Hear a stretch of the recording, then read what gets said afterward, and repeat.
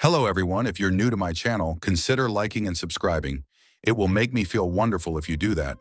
Thanks. By the way, I also have another Naruto and Luffy fanfiction channel. If you are interested, link is in the description. Koby's Choice by Sword of the Gods, Axe Hand. Morgan single-handedly shattered Koby's faith in the Marines, breaking his dreams. If a pirate is the first one to ever show you kindness in a world run by a corrupt justice, who do you follow? Well, the future king of the pirates, of course. I don't own anything. Adios. This chapter is coming in late, but between moving to Montana and starting a new job, I'm honestly surprised I got it out at all. Hopefully getting into the swing of things and finally powering through this chapter will get the muse going again. I'll start posting on Saturdays again since that's just more conducive to scheduling for me. I know it's crazy, but thank you for indulging my flights of fancy. This one's for you, Akamura, Alex P., Andrew Evans, Anime Philosopher 1. Ant Franklin, Avery Arp, Badmer 7, Cam Bliss, Clark Kent. Clifford, Corey Johnston, Crazy Man, David Bowling, David Reynolds. eBay user Green, Emmy Stafford, Evil Jelly, Fenrir Ragnarok. Garvin Lee Nelson Mathlin, GODA 98, Grim 90, Ilyas Naji. Jacob McCarthy, JBE 92, JEP 1010, Jonathan Moe, Jonathan Vickers. Jones 4 Real, Jordanitos, Jordam 917, Joseph Morrison, Julian Diggett, Kevin Calderon, Korakas, Lamont Hale, Lorianne Bourguignon, Marielle Orff, Matthew Burley, Maxime Mazing, McBanjo, McGinn 28, Mila, Nathaniel Oppegard, Nicole Morris, Philippa Sale, Rafael Cardenas, Ranger Ellis, Richard Barkley, Ricky Schaefer, Riley Bollerjic, Sebastian Gutierrez, Spiderbat, Sweet Chili, The Revolutionary Ronin, Thomas Sanders, Beautiful Soul, and Yvette Nadia. Chapter 12. Battle of the Palace. The gondola eel, which had remained motionless after the dust settled, started to move unnaturally. Its head was pushed away from the wall, causing its body to press in on itself. Once there was some space, the fishman who had caused the disturbance tossed the eel's head to the side. Ha ha ha, Hody laughed, brushing debris off himself. You almost got me there, Straw Hat. You know, this might actually be fun. Men? Hody's army froze, hanging on to every word their captain said. His mere presence after having survived being crushed by the gondola eel was a boost to their morale. Kill them. His order given, the room fell into a moment of silence, the tension in the room mounting. The new fishman pirates gave a war cry, the waters around them shaking. Each pirate reached into their pockets, pulling out 1 or 2 little pills that they each swallowed. Their bodies grew, their individual strengths doubling or quadrupling in mere seconds. Ah shit, Usopp cursed.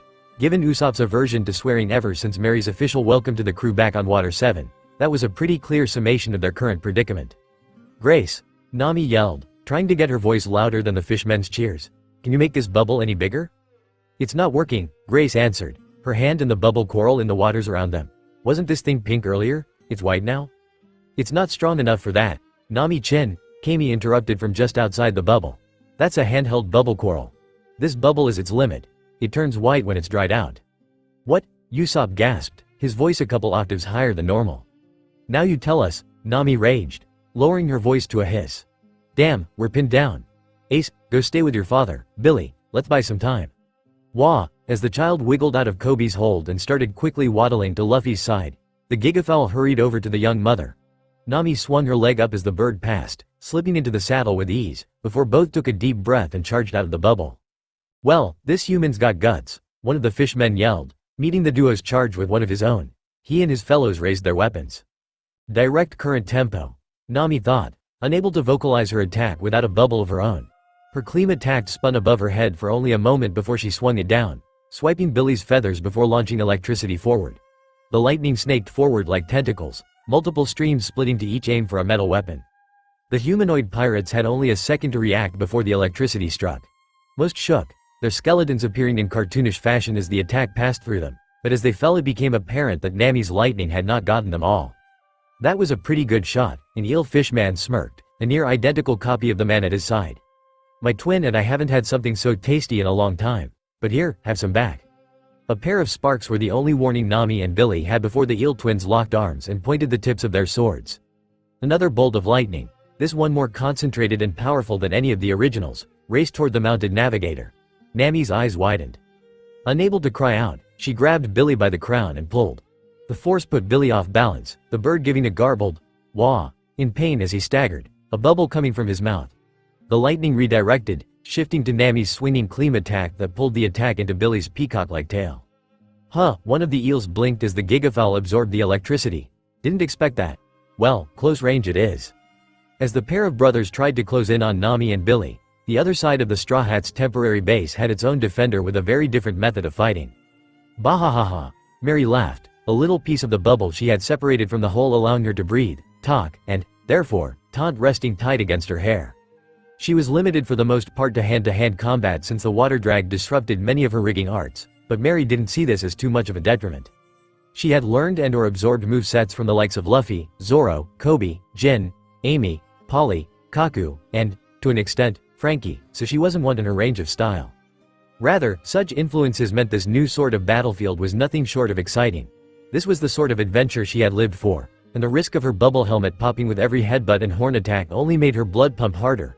Come get some, ya discriminatory bastards. I've got enough for all of you, bahaha. A sword swiped down where Mary's head had been a scant moment before, the current caused by the attack making her bubble ripple. The Klabouterman sprung upward, smashing one of her horns into the jaw of the reckless pirate with a mighty clack. It was for actions like these that her bubble did not cover the bone-like protrusions that grew from her head. Mary spun, a tempest kick cutting open the chest of her overpowered opponent. Blood from a bit tongue and a shallow gash dispersed into the water as the fishman fell, the wood fairy lowering to place one open hand on the ground in a stance reminiscent but different to that of her captain's second gear. Many fallen fishmen, all in similar states of unconsciousness, laid scattered about the area between the gondola eel's bulk and Usopp's underwater forest of dangerous plants. Who's next? That'd be me, girl. Mary turned as a hulking figure separated itself from the rest of the nervous pirates. His skin was an uneven layering of algae green and the off-white of sand, and his mouth was a thick, powerful beak. His words were a little slurred, but the fairy could not tell if that was because of his beak mouth or for some other reason. His shirt was ripped along the front and shoulders, a sign that whatever drug their captain had them take had bulked him up. His hands were empty as well, no weapon anywhere on his person. The real telling feature of this fishman was his forehead, or the bulbous mass thereupon. The intelligence Mary inherited from Robin told her he was some type of parrotfish, and one with a pretty clear strength. I won't go down as easily as the others here. And you are? Mary questioned, trying to buy some time. Every second she could keep the new fishman pirates out of the bubble was another second Luffy and the other devil fruit users had to recover and come up with a plan. And if there was one thing Mary had learned from all the bad guys that had threatened her Nakama in the past, it was that every bad guy likes to monologue, typically about themselves. Me? The parrotfish fishman questioned.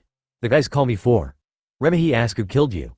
And with that subversion of expectations, the newly introduced Fore charged face first toward the fairy. Mary, as she was wont to do, responded in kind. She kicked off the floor with a shave and rocketed toward Fore, covering the distance between the two in seconds. With a fierce crash, horns met forehead, the waters around the two almost quaking with the generated shockwave. Mary's legs continued to kick the water with moonwalk, attempting to overpower the parrotfish. Fore would not be taken down so easily in his own element, however, the floor cracking as he secured his stance. You got a hard head, the fishman admitted, his beak moving into the approximation of a smirk. It's been a long time since I've had a good fight like this. It's too bad you're a human. Casual racism aside, Mary grunted, kicking the air above to disconnect.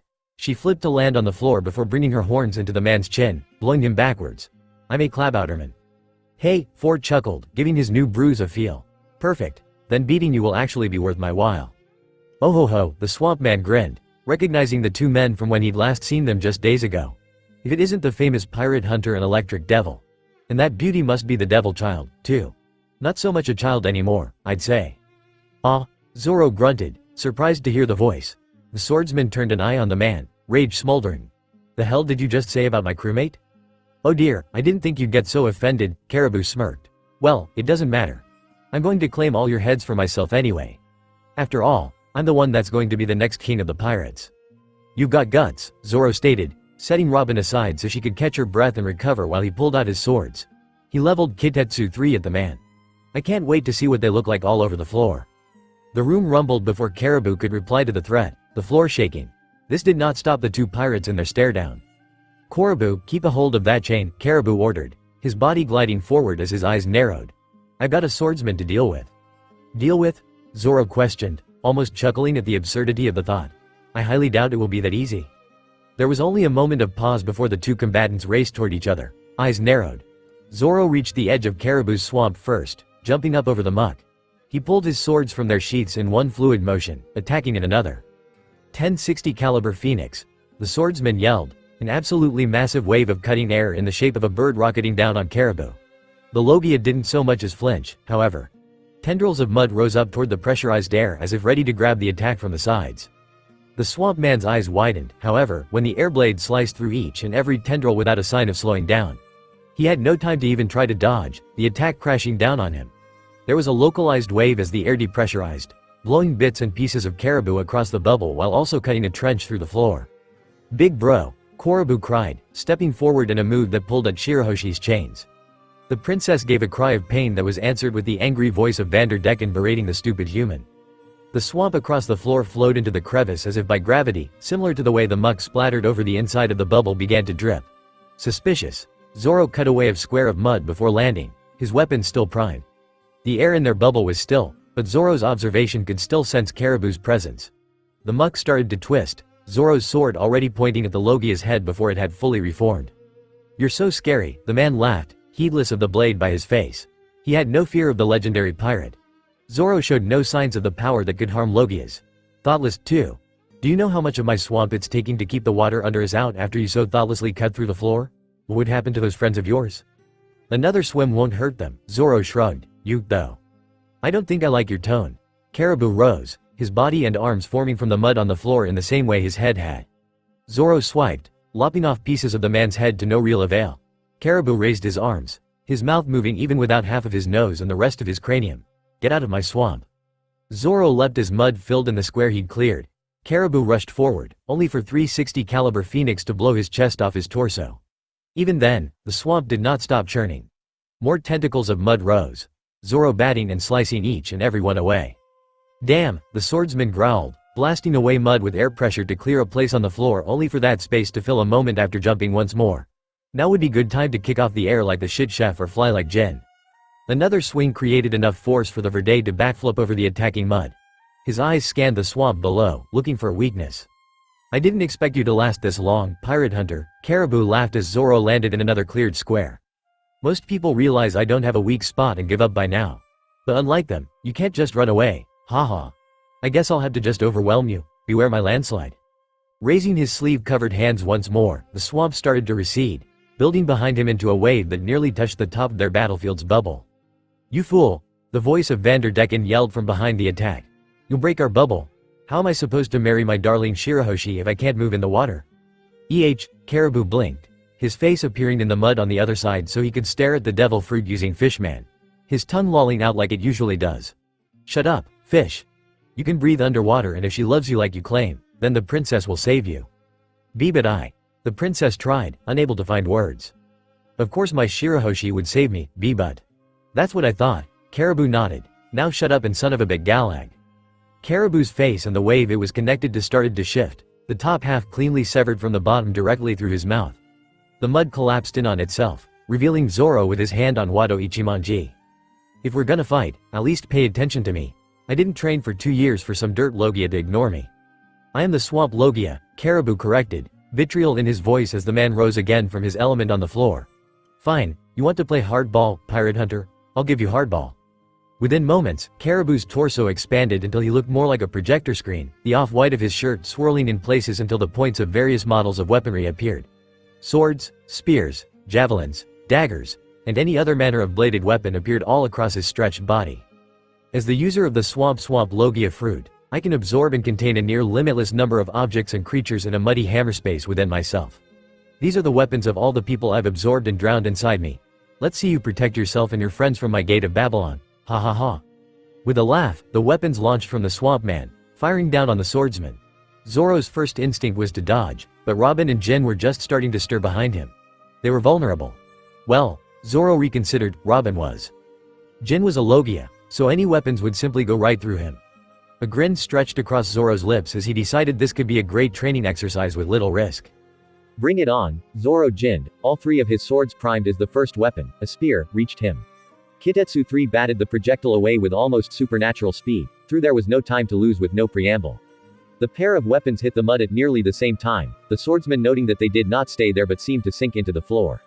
When the same spear appeared again a couple minutes later, there seemed to be little chance that it was simply a similar model.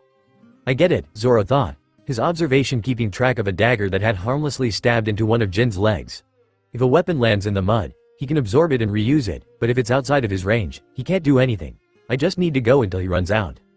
Caribou's eyes slowly narrowed as the onslaught continued. His weapon stores, though vast, were not unlimited and the speed with which Zoro was knocking away his weapons could not be human. What's more, he was clearly doing it in such a way that he could not reach most of his projectiles, said weapons beginning to pile up on the other side of the straw hat. Did he figure it out? How can he think so clearly when I'm shooting as fast as possible? This attack has taken down marine cohorts, but this lone pirate without a devil fruit can withstand and overcome it? What sort of monster is he? Well, Caribou stated, trying to cover his nervousness with a grin. I suppose you didn't become one of the original supernovas for nothing, pirate hunter. But no matter how powerful you are, I can still just wear you down. Oh, is that what you're trying to do? Zoro blinked, the nonchalance causing Caribou to double-take. That works for me. I was just trying to buy time and train anyway. Train? The swamp man hissed. Is that all I am to you? A training dummy? Sure, the swordsman shrugged. I can't beat you until I unlock my armament hockey, not as long as we're confined to this bubble, anyway. But that's just it.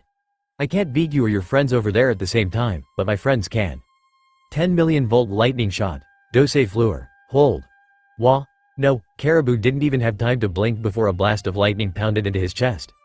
The electricity coursed through his form, the heat rapidly drying and hardening his swamp until his outsides were trapped in a grotesque, clay-like statue. Behind him, Caribou and Vanderdecken found slender arms sprouting from their own bodies. 6 grabbed hold of Caribou, 2 covering his eyes and pulling his head back while the rest restrained his arms and ripped the chain from his hands. The others took hold of the fishman, placing him in a chokehold. The hell is this? Vanderdecken cried, his hands grabbing the arms reaching for his neck. Though he had his superior fishman strength, he only had 2 arms to try and fend off 6. He was able to pry off 1 pair, but 4 others still squeezed his neck. The pirate captain gasped, his ability to breathe cut off. Shira, Hoshi. The Rosette princess did not heed the pirate's desperate call. Rather, she watched with awe and fear as all 3 allies of the new fishman pirates were subjugated in a matter of moments. She pulled her hands and wrists to her chest, a sign of a need for the feeling of safety, causing the chains holding her to rattle across the floor. The end of the chain pulled out of the bubble, now out of the reach of Caribou and Vanderdecken had they been in a position to try to grab them. Caribou, the poor lug, wandered in a small circle, calling for his brother to help him. Bro, big bro, help me, I can't see, bro, it took you too long enough, Zoro remarked, sheathing Wado Ichimonji and Kidetsu 3. Shisui stayed out, Zoro's remaining eyes still watching their adversaries. I was starting to think you two were dying. Shut up, Jin coughed, spitting up some steaming water from his lungs. Just cause I'm a logia don't mean I can't drown. I had vapored water in my lungs just to breathe again. Don't be such a pansy, this is your fault, asshole. And you, Robin? Zoro asked, ignoring the literally steaming Mad Lightning Man. I was certain you possessed adequate advantages in this conflict, Robin commented, dropping her arms as Vanderdecken ran out of breath and Caribou wandered outside the bubble. In fact, it was quite entertaining, though I am not particularly satisfied with your blocking capabilities. You allowed some mud to stain my cover-up while interrupting the flight of that poleaxe. Oh, bite me, Zoro grunted. It's not like you don't have 100 other clothes on the sunny. Well, we could confirm both of those statements once we're finished here, Robin smiled. Seriously, Jin grumbled. Get a room, you two. That's not, Zoro stuttered, his face turning an interesting shade of red. We aren't. Foo, Robin giggled. Ah, but we mustn't get carried away. Our crewmates need some help. Luckily, the fishman over there had this on him. Robin raised her hand. One of the originals, to show a near fresh bubble coral. I propose we rendezvous with the others. Good, Zoro nodded. I'm done with these morons. Let's break the bubble on our way out. As the end of the water bridge that connected the Ryugu Palace to the rest of Fishman Island came into sight, Namur remembered all the grumbling he'd heard from soldiers and VIPs about how important having a ride in the tunnel was. Unfortunately, he and the blonde human were in no such luxury, a fact that became painfully obvious as the still waters around the palace came into watery focus. His legs and arms burned from all the swimming he'd been forced to do on his own. Sanji, in his injured state, certainly wasn't much help outside the occasional blue walk kick to help them along, and with the water dragon injury, his technique wasn't as effective as it could have been. Many were not aware, but the tunnel swirled clockwise. This would not be much of a problem for a creature the size of the gondola eel, but for a single fishman carrying a mostly incapacitated human, this was a hurdle. For groups swimming the tunnel on their own, They traveled in the same manner that ducks fly through the air, with one on point and that one trading out as necessary. The tunnel was also longer than many suspected, its angle from below giving no indication to how far apart the palace was truly set. The end of the tunnel was like breaking through a brick wall, the sudden loss of their created slipstream sending Namur ass over teakettle. Sanji all but flew from the fishman's grip, his bubbles rippling around his bandaged abdomen and head as he spun away. Namur recovered with the grace of a New World veteran, locating the human and plucking him from his downward spiral before he could crash into the coral that covered the ground. "Oi, black leg," Namur grunted, ignoring the burning in his legs as he started dragging the human once more. "You better not have died on me. I don't need Luffy getting pissed at me for losing one of his nakama." "I'm not dead yet," Sanji grunted, his words a little slurred as his brain finished rattling around in his skull. "Get me to a kitchen and I'll be back on my feet in a minute." We'll find out if we have that sort of time. Now that the current wasn't fighting him and their goal was in sight, Namur pulled on an untapped reservoir of energy to swim toward the castle. As he got closer, however, the destruction the building had already sustained became more apparent. Both of the front doors had been knocked from their hinges and both the left and upper sides of the doorway were little more than rubble. A slew of bloated human corpses rested on what little remained of the front steps, a foreboding and more quiet showing of battle than the sounds and flashes of light coming through the hole. Just inside the remains of the throne room and hiding the origins of the sounds and lights was the form of the gondola eel, still. "I've got a real bad feeling about this," Namur muttered. Setting Sanji against the undamaged wall so he could investigate unhindered, Namur slunk into the palace. He quickly scaled the side of the giant eel, looking down on the battle from an overhead view. It was chaos below. The center point of Aang forced to tear through a reoccurring plant similar to a legendary hydra, each head growing back as fast as the pirate could get rid of it. Had the area been dry, he could have lit it on fire, but the same ocean that kept half the humans in place prevented such and even seemed to power the creature. Two large bubbles stood, one directly below Namur, nestled in a curve from the insensate eel, and the other farther out. The farther bubble held what appeared to be a major battle with splashes of some brown goo. The bubble below was comparatively more calm, a slew of the devil fruit users of the Straw Hat Pirates working together to simultaneously come up with a plan and keep their captain from rushing out into the water. To the left and right of the bubble, the only directions not blocked by eel or a forest of deadly plants, were battles featuring the surface pirates' resident Cloboterman and Navigator. Though Nami and Billy had to retreat to breathe regularly, they seemed to have the technical advantage of delaying their opponents long enough for them to do so.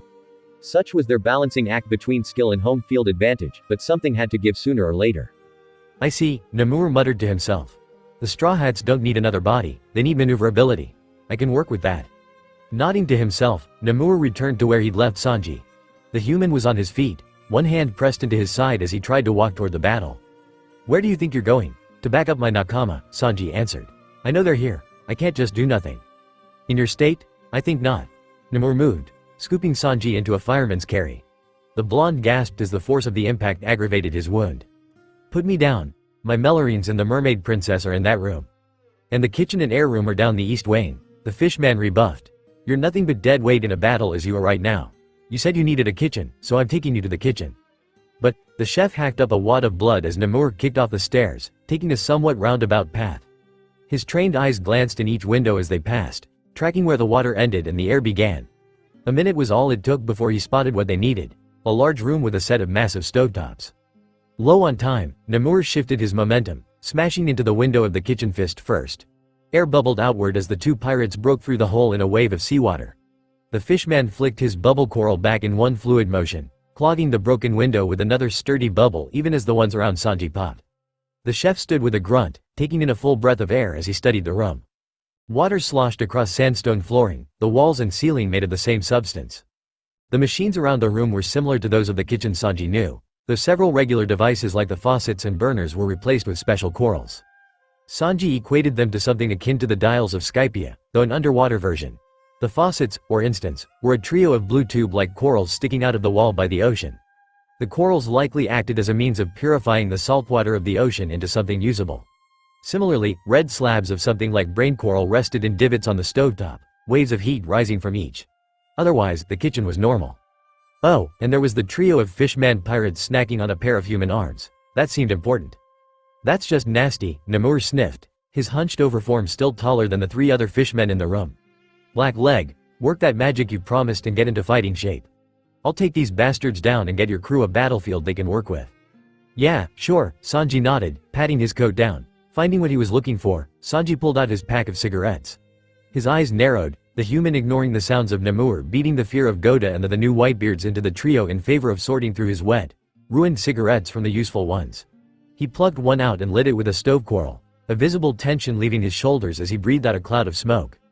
That's that at least, Namur grinned, wiping his hands of fresh blood. He turned, finding Sanji already sorting through the refrigerator and cabinets. I don't think any more will come this way since these guys were stationed here. I'll meet you at the door when you're done.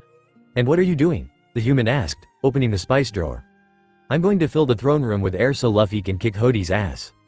You can't be serious, Dosun, a hammerhead fishman yelled, waving his battle hammer in the general direction of the Straw Hat's bubble. To Dosun's left were the Eel twins trading jets of lightning with a woman on a duck. To his right was a young teen with horns cracking skulls with a parrotfish fishman in an aggressive headbutt showdown, and the center was a twisted new jungle of horror. And all of this from a lesser species that can't even breathe underwater.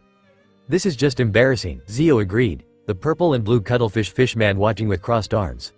I wonder, if they weren't so condensed, could we overwhelm them one by one?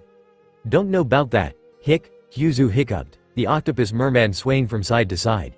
His sword was itching for blood, or was that just the alcohol coming out? Who cares? He shuffled forward, an inch of his sword's blade coming from the sheath. I want in. What is wrong with you weaklings? Motion slowed to a halt, the water shaking with the force of Hody's rage, freezing his officers in place. The Hydra plant he'd been fighting was little more than scraps on the floor now inside a new bubble with the captain no worse for wear. Without the endless supply of water, it had used up its healing, apparently. They're a handful of humans and half of them can't even do anything. Why the hell haven't you beaten even one? Sorry, Captain, a lackey apologized, kneeling at the captain's side where his bruises were on display. The gondola eel is protecting their back and sides, so we're being funneled in from one direction. Between the lightning, plants, and razor kicks, we can't get through their area attacks. We are in the water, Hody stated, his voice dropping even as his rage grew. We can swim, so why in the name of every sea deity out there have you not tried swimming up and attacking from above? Even the officers had no response to that question, the idea having never occurred to any of them. The water had been a way to contain and limit the humans, but they had never thought that their own maneuverability could shift to 3 dimensions. Useless morons, all of you, Hody raged. 15 minutes they've held us back and the most you've been able to do is not lose ground because they don't have gills, they're just humans. Actually, Captain, they aren't all human since they have a skeleton, a reindeer, and a claw. I don't care, Hody swiped with his hand, a half-dozen water bullets shooting through the unfortunate pirate that tried to correct him. And you all, get in there. Right. Spurned into battle, the officers leapt forward, half of them pushing off the floor so they could attack from above like their captain had suggested. The view of the battle from above was no better than from the floor. In fact, it was worse in some ways because they could now see all the fallen and incapacitated soldiers scattered across the ground. What kind of monsters are these? Ikaro's Much, a fishman with 8 arms and 8 spears, questioned. Fishmen are naturally 10 times stronger, but their members without devil fruits have managed to take out so many of us, Does anyone else hear that, Dosun? Dosun asked, his hammerhead turning left and right as some vibration bugged him. I feel like there's something happening, but I can't put my hammer on it, Dosun. I've got a guess, on a hole in the wall connected to the air room. The whine of the machines was only the first indicator of turning tides as a pocket of air grew from the hole, pushing the water away. Within moments, the bubble overtook them, the 3 fishmen falling out of the air to the floor with a trio of thumps. Ow. Wait. Ikaros blinked, his gaze meeting Zio's and Dosun's. If the water's gone, Hey, we don't need the bubble now. The eyes of every fishman snapped to where the captain of the Straw Hats had his hands stretched up to the sky. What's the word? Convenient, Captain? Coby offered. Yeah, convenient, guys, let's kick these fishy, blue asses. Take them out now, Hody ordered, flinging water bullets at the rubber man. The pirate hunter interjected himself, blocking the attack the same way he did before. Finally, Amy grinned, stepping forward. She stomped one leg, cracking and shattering the floor. I've been itching to crush some heads. Sanji and someone else are to the east, Coby announced. Looks like they did something for us. And now we aren't limited, Chopper finished, shifting into his heavy point to punch his own palm. I can breathe easier now, Brook chuckled, slowly drawing his cane sword. Not that I breathe, yo-ho-ho.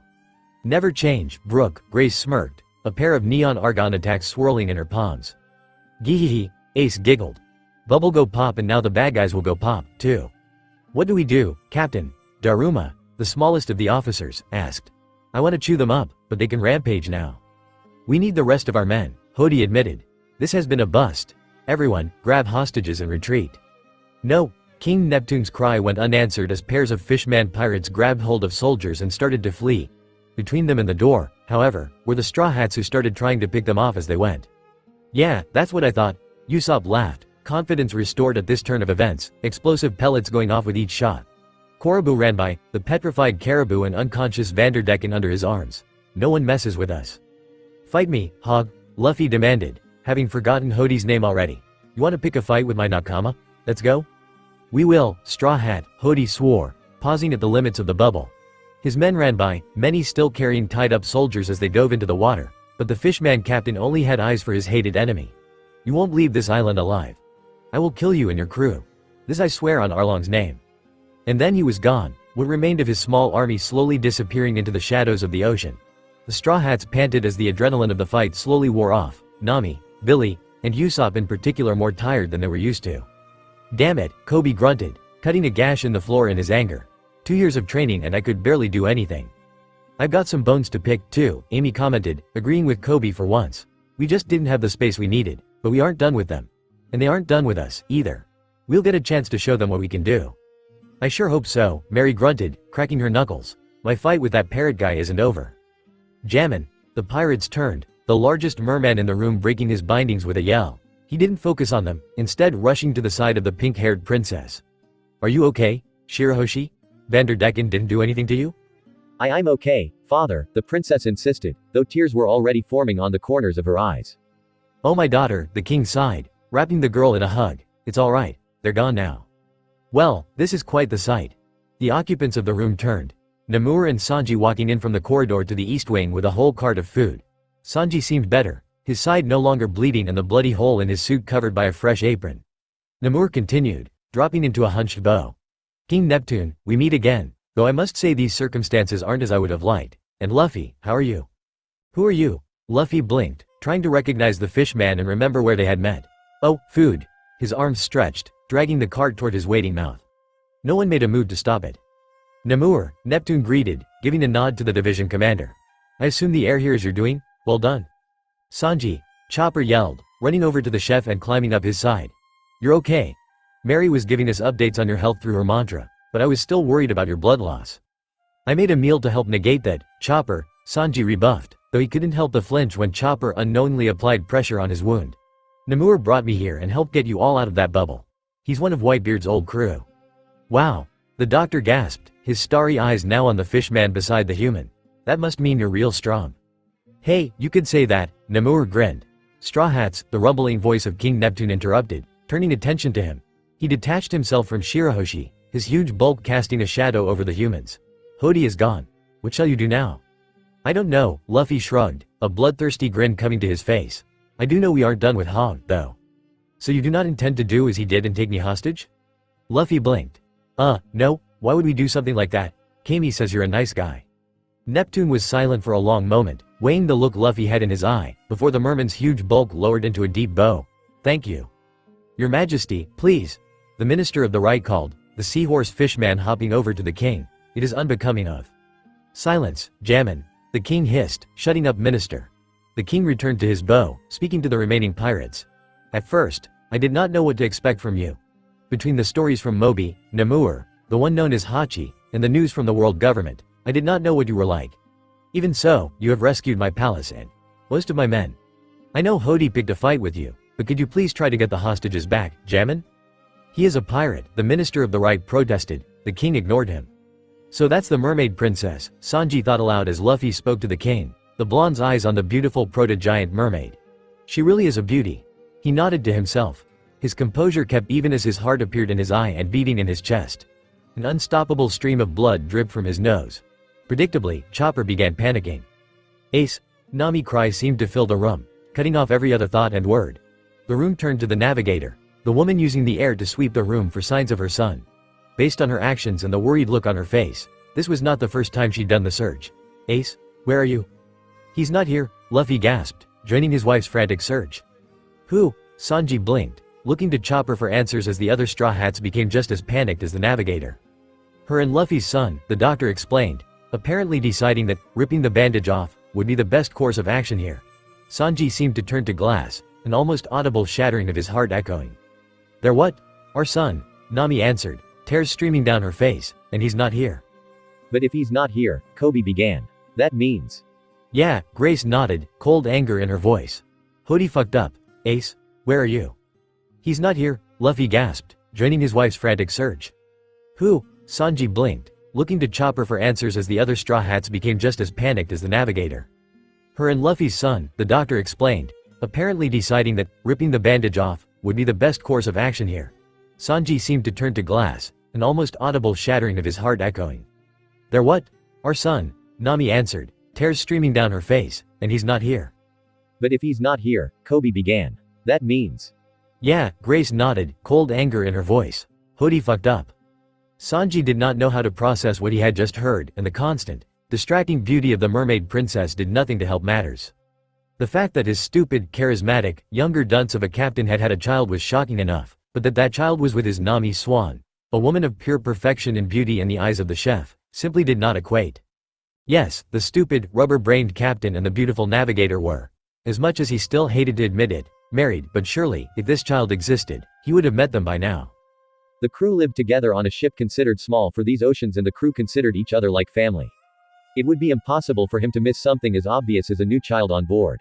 Surely news of any progeny of Straw Hat, Luffy, of a new member of the Monkey D line that caused so much chaos, would make headline news and be spread across the world. Logic failed in the Grand Line, but Sanji still did not believe this madness to be true.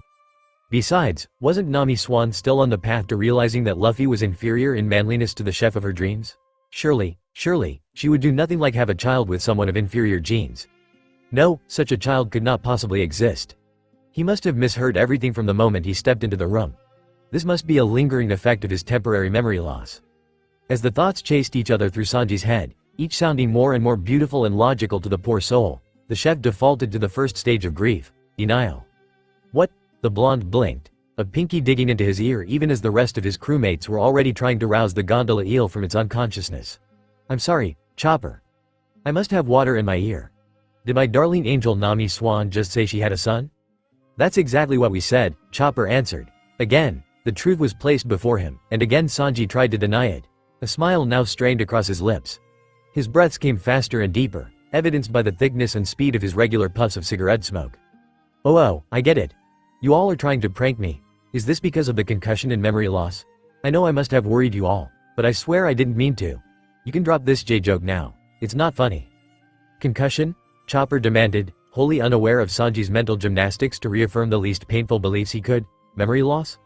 I'm afraid this is no joke, Sanji, Robin stated, placing herself beside the man and out of the way of her more emotional crewmates. Make no mistake, she was just as angry and worried as the rest of them, but she also had a much colder and lasting form of anger that would only be relieved with the breaking of Hody Jones' bones one by one in multiple places. Little Ace Chan is quite adorable and intelligent. His grasp of the poneglyphic language in a mere day already outstrips my progress by 2 weeks when I was first learning. Granted, I have been teaching him when I had no tutor myself, but the fact stands. And not you too, Robin Schwan, Sanji pleaded, one tear showing how much he truly wanted to hang on to his personal worldview. Why you're beautiful while tormenting me, Bebit please. Stop straining yourself, Chopper ordered. You're going to give yourself an aneurysm at this rate, and I don't have the proper supplies with me to deal with internal brain hemorrhaging. Might it be better to knock him unconscious? Robin suggested. I'd rather not have to force Zoro to drag him around while Sanji struggles all the while. As if the moss head could do that, Sanji sniffed, a piece of his normal self shining through at the insinuation that Zoro could overpower him. There's no way a muscle brain like that blade-obsessed moron could ever drag me around, Sanji devolved into muttering, focusing fully on the one thing he could fully comprehend in the moment. His rivalry with Zoro. Such was just another stage of denial called avoidance, Chopper noted, causing the reindeer to add mental health counseling to his list of treatments for the chef. I'm sorry, Namor finally said, blinking slowly. Luffy has a son, named Ace? Indeed, that is correct, Robin nodded. Little Ace Chan is nearly a year and a half in age, but one would never suspect such based on his looks or mannerisms. The monkey family has exceptional genes where power and growth are concerned. Nami is quite lucky in many ways. Ace, Namor whispered, a far-off look showing that his eyes did not see the room, but flashes of memories from years before. His hand reached down, taking the orange hat from Sanji's limp hand to hold it up in his own. He stared at the buttons, the faces almost mocking him in the way Ace would during their spars and drinking contests. You son of a bitch, did you really find a way like you told him? Is it really you? Yeah, the Marimo would look better with a broken nose, Sanji continued to ramble. Ah, excellent, Robin smiled, plucking the old cowboy hat from the fisherman's hand. The familiar weight brought back memories of her first meetings with her crew, an appropriate timestamp for their first encounter with said hat if their logbook was to be believed. Luffy bequeathed this to little Ace-chan on the voyage here. I'm certain he wishes for its safe return. Sanji, get over here, Nami roared. The crew beside her working together to lift the gondola eel and rotated toward the entrance. This eel is heavy. Moving to answer the call of a beautiful woman, his own emotions unimportant in such a thing, Sanji began making his way over to the eel the crew was moving. He settled in beside another tall individual, their nose sticking out in his peripheral vision. What's with the outfit change, Usopp? What? The sniper in question asked, his voice coming from the other side of the eel. They're soaked, but I haven't changed clothes. Sanji blinked, his head whipping around in a double take as the squareness of the nose finally registered. Wayu, he yelled, one finger pointing at Kaku even as his legs worked to help lift the eel. You're one of the CP9 guys. Kaku opened his mouth to answer but closed it slowly. With his arms occupied, he could not respond even if Sanji understood thieves can't. Unable to vocalize his response, Kaku nudged Mary beside him with a leg. Oh, yeah, Mary realized, the Klabouterman leaning back to see Sanji around the ex-agent. Kaku got caught and had to run, so he's with us for a while. Why didn't anyone tell me? Sanji demanded, his eyes narrowing. He didn't like the lack of space between the zone and the Klabouterman, nor their familiarity. And why did he have you answer, Mary? He can't talk right now. Usopp offered from the other side, Kaku nodding along. A woman we were getting information from stole his voice. Madam Finwaters. Amy called from further down. That bitch wants entertainment. Yeah, that, Mary finished. And with us on a crusade to get Ace back, I bet she's gonna get all the entertainment she could ever ask for. Madam Finwaters, Sanji sighed, his mind glossing over the name of the child in favor of an image of a beautiful mermaid.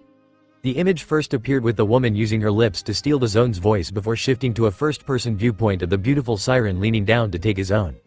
Another trickle of blood Doctor knows as he giggled. Knowing what Madam Finwaters looked like, Kaku's nose and lips crinkled in disgust. He couldn't correct Sanji's dream image, nor did he wish to. Excuse me, King Neptune put in. Though I thank you for rescuing myself and my daughter, I must ask how you got a hold of the royal gondola eel that my sons were using, Jammin. Your Majesty, I'm so very sorry, Papagu apologized, prostrating himself before the king. The Straw Hats were ignorant of the prince's goals when we met them and put them to sleep with a lullaby. I promise they aren't harmed, and the Straw Hats will apologize on their own when the child in question is retrieved and Hody dealt with. That last statement was not directed at the king but at the crew. Coby seemed to pick up on the starfish's implication. He ended in referencing their conversation on the way here about the Straw Hats' reputation. Oh, Coby blinked. Well, actually, now isn't the time for that. Suffice to say, King Neptune, the Straw Hat Pirates do not wish to destroy Fishman Island or take any hostages. Right now, our only fight is with Hody Jones because he picked one with us. I'm afraid to say that there will be some collateral damage as we beat those guys into the ground. You sound awfully confident, Jammin, the king noted, raising himself to his full height once more and crossing his arms. You held your own quite well with your limitations, Jammin. Somewhat, Coby nodded, his crewmates getting the head of the gondola eel back into the waters outside. He stepped away to talk to the king properly, the weight he had been lifting falling on Usopp who wheezed under the extra strain. We are all very confident that we can beat Hody and his crew with little effort. Mostly, and if you'll excuse my language, your majesty, we're absolutely pissed. No amount of begging or pleading will earn any of the new Fishman pirates any mercy as true justice comes down on them for their transgressions against you and ourselves. Then I ask you as your captain does not seem the type to remember. Please rescue as many of my soldiers as you can. I know the chances and numbers may be slim, but I am not the warrior I used to be. I have begun to grow old and weak, and my back is prone to giving out on me, Jammin. Father, Shirahoshi whispered, resting one hand on his arm. We will, your majesty, Coby said, giving a shallow bow. Rayleigh Sensei said you were a powerful leader worthy of respect, and we intend to remain on good terms with you. We will save every one of your men that we can. Rayleigh, Jammin? Neptune questioned, head tilting as the name rang a bell. Where have I heard that one before? Jammin, Jammin, Jammin. Recognition lit up the large royal's face, the memory of the last time Rayleigh came coming to the king. Do you mean the Dark King? He's still alive, Jammin? He is. He has been training me these past couple years. Father, Shirahoshi muttered, inserting herself into the conversation. How do you know that person? Well, over 20 years ago, his captain, Coby, Luffy yelled from across the room, cutting the king off without his knowledge. Time to go. Before the Rossik could respond, a rubber arm wrapped around his torso. The Zone looked down at the arm for a second before raising his eyes to the ceiling, as if lifting up all his unwanted surprise, nostalgia, and acceptance of the situation. His eyes turned back to the king for only a moment, the formal speech of his childhood allowing him one line in this time. "By your leave, sire." The arm retracted and Coby cursed. "Hi, I'm Ace. My daddy's gonna be king of the pirates, gee." Carefree as a summer breeze, Ace didn't seem to fear the group of fishman officers staring down at him, even with his life in the non-existent hands of a bubble provided by this enemy. The human had one baby hand outstretched, as if waiting for a handshake that would never come. The fishmen blinked, looking to each other for guidance. "Zio," Dosun began, the hammerhead turning to the Wabagong as the pirates continued toward the island proper. "This is the worst idea you've ever had, Dosun." "To be fair," Zio responded, holding Ace out from himself as far away as his arms allowed. "This is not the response I was expecting. I was ready for more screaming, yelling, and crying. Otherwise, this was my plan all along." Editor's note: it was not, in fact, his plan all along. "Can I eat him?" Daruma questioned, chomping his sharp teeth together. "I could go for a little snack, Kyakia." "You can't eat him, Ikaros grunted, side-eyeing the tiny human. "He is a valuable hostage. With his life in our hands, we should be able to keep Straw Hat and the rest of his crew at bay, Maybe, Hyuzu warbled, trying to keep himself from swaying even as he ingested more alcohol. "Those humans kinda hick, kinda rip through your men, though." "Nay, Octoguy," Ace grinned, his eyes having followed the speakers. "You remind me of Uncle Zowo. He's got a sword and juice, too." "What? I'd take that as a compliment if I were you," Caribou suggested, his head free of the statuary visage Jin's lightning had trapped him in. He, Caribou, and Vanderdecken IX shared a bubble begrudgingly protected from the strong current by a contingent of lesser members. Though his head was free, Caribou had left the rest of his body solid for ease of transportation, even if his brother's tears showed he thought it was permanent. Whatever that moron thought didn't matter. It certainly mattered less than all the weapons he had to leave behind. "I would have been able to defeat the pirate hunter if given enough time, but he is incredibly strong and has impressive observational skills." "Nah," Ace denied easily. "No one could beat Uncle Zowo. Except maybe Daddy, or Mommy, or Uncle Jin, or Uncle Sanji. Mommy always said Uncle Zowo and Uncle Sanji didn't like each other, but I haven't met Uncle Sanji yet." "Shut up," Daruma demanded, snapping at the boy. "Kya, you're so annoying." Ace went silent for a moment, his eyes filling with tears at the harsh words. Daruma's own eyes widened as the human boy sniffled, biting his lip to keep from crying. "Mommy said big boys on big adventures don't stop to cry." The fishmen around flinched against their will. The mere idea of making a child of any species cry causing something instinctive inside them to feel shame, save for one. "And no, you," Ace tried to rebuff, the stutter and tears causing his response to land with a flop. "You're a mean fish guy." "Like I would care about what my food thinks," Daruma grunted. "It doesn't matter how old one is, all humans are the same." Daddy punches all the mean guys like you until they stop. That's why Daddy and Mommy and my family are the bestest ever, better than you, meanie." Ace stuck his tongue out, blowing a raspberry at the cookie-cutter shark. Daruma chomped his teeth in response, the two smaller beings growling at each other. "Daruma, you are arguing with a human child," Ikaros pointed out, embarrassed for his longtime friend. "Besides, we have more important matters to worry about, Captain Hody swam ahead, Zio reminded them, unnecessarily. "He told us to attack the important areas of the island to spread the Ryugu army thin. If the Straw Hats ally with the kingdom, then we need to be on our toes. It's almost a certainty now that we have one of their number." "That's your fault, Zio," Dosun put in. "But they don't know that," Zio rebuffed. "If we split up, they won't be able to tell which of us has him and will be forced to split up to find him. Their panic will breed mistakes, and we should be able to take them down one by one. Let's not forget we have one more prisoner, Ikaros offered. That disgrace we have locked up in the Fishman district. He has some connection to the Straw Hats.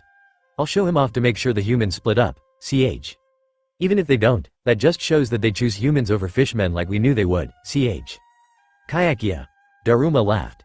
"It's about time that failure had about all of the soldiers, Dosun?" The hammerhead of their number asked.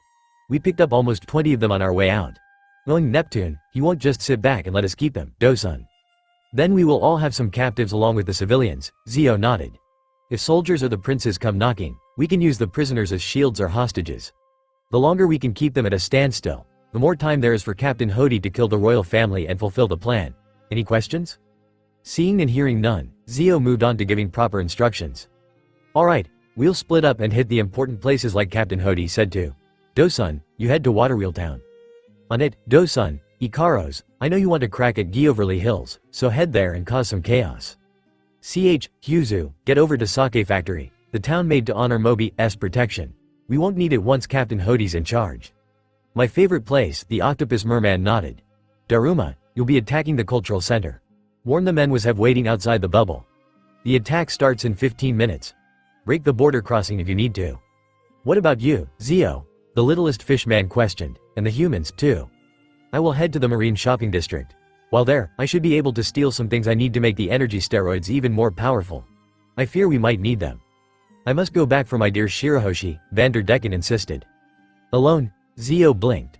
I will grab my ship and invade the palace once more, the captain of the Flying Dutchman answered. You can do what you want to the island, I don't care either way. I just want my bride.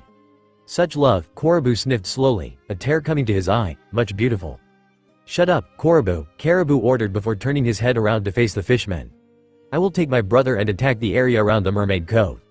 That's far enough away from you all to need another group of straw hats, right? Zio did not want to agree with the human but had to admit he had a decent point. Their whole plan hinged on a divide and conquer strategy, and the more they could divide, then the more conquering they could do. Fine, the Wabagon grunted, turning to address the others of his species. Once you've won and forced the residents of your areas into submission, we are to meet at the Goncourt Plaza to help Captain Hody. If something goes wrong, get there. Be careful. We are ushering in a new. What's ushering mean? Zio nearly froze, his swimming thrown off rhythm by the sudden question from the child still in his hands. The sudden confusion caused the officer to miss the rapidly approaching end of the water bridge, the man passing through it while his eyes still stared at the tiny human. Air replaced water in a moment just before gravity reasserted itself. Those who were ready each pulled out a handheld bubble coral, creating their own bubble to float on, a luxury one of their number lacked. Zio, the other officers yelled, the purple and blue of their number letting out a surprised scream as he fell. Ace, falling at a slower rate due to his smaller mass, laughed as he fell. Seeing the potential loss of a needed leverage piece, Caribou broke one of his arms free and sent out a wave of mud to catch the child. Ace's laughter continued to bubble as Zio fell.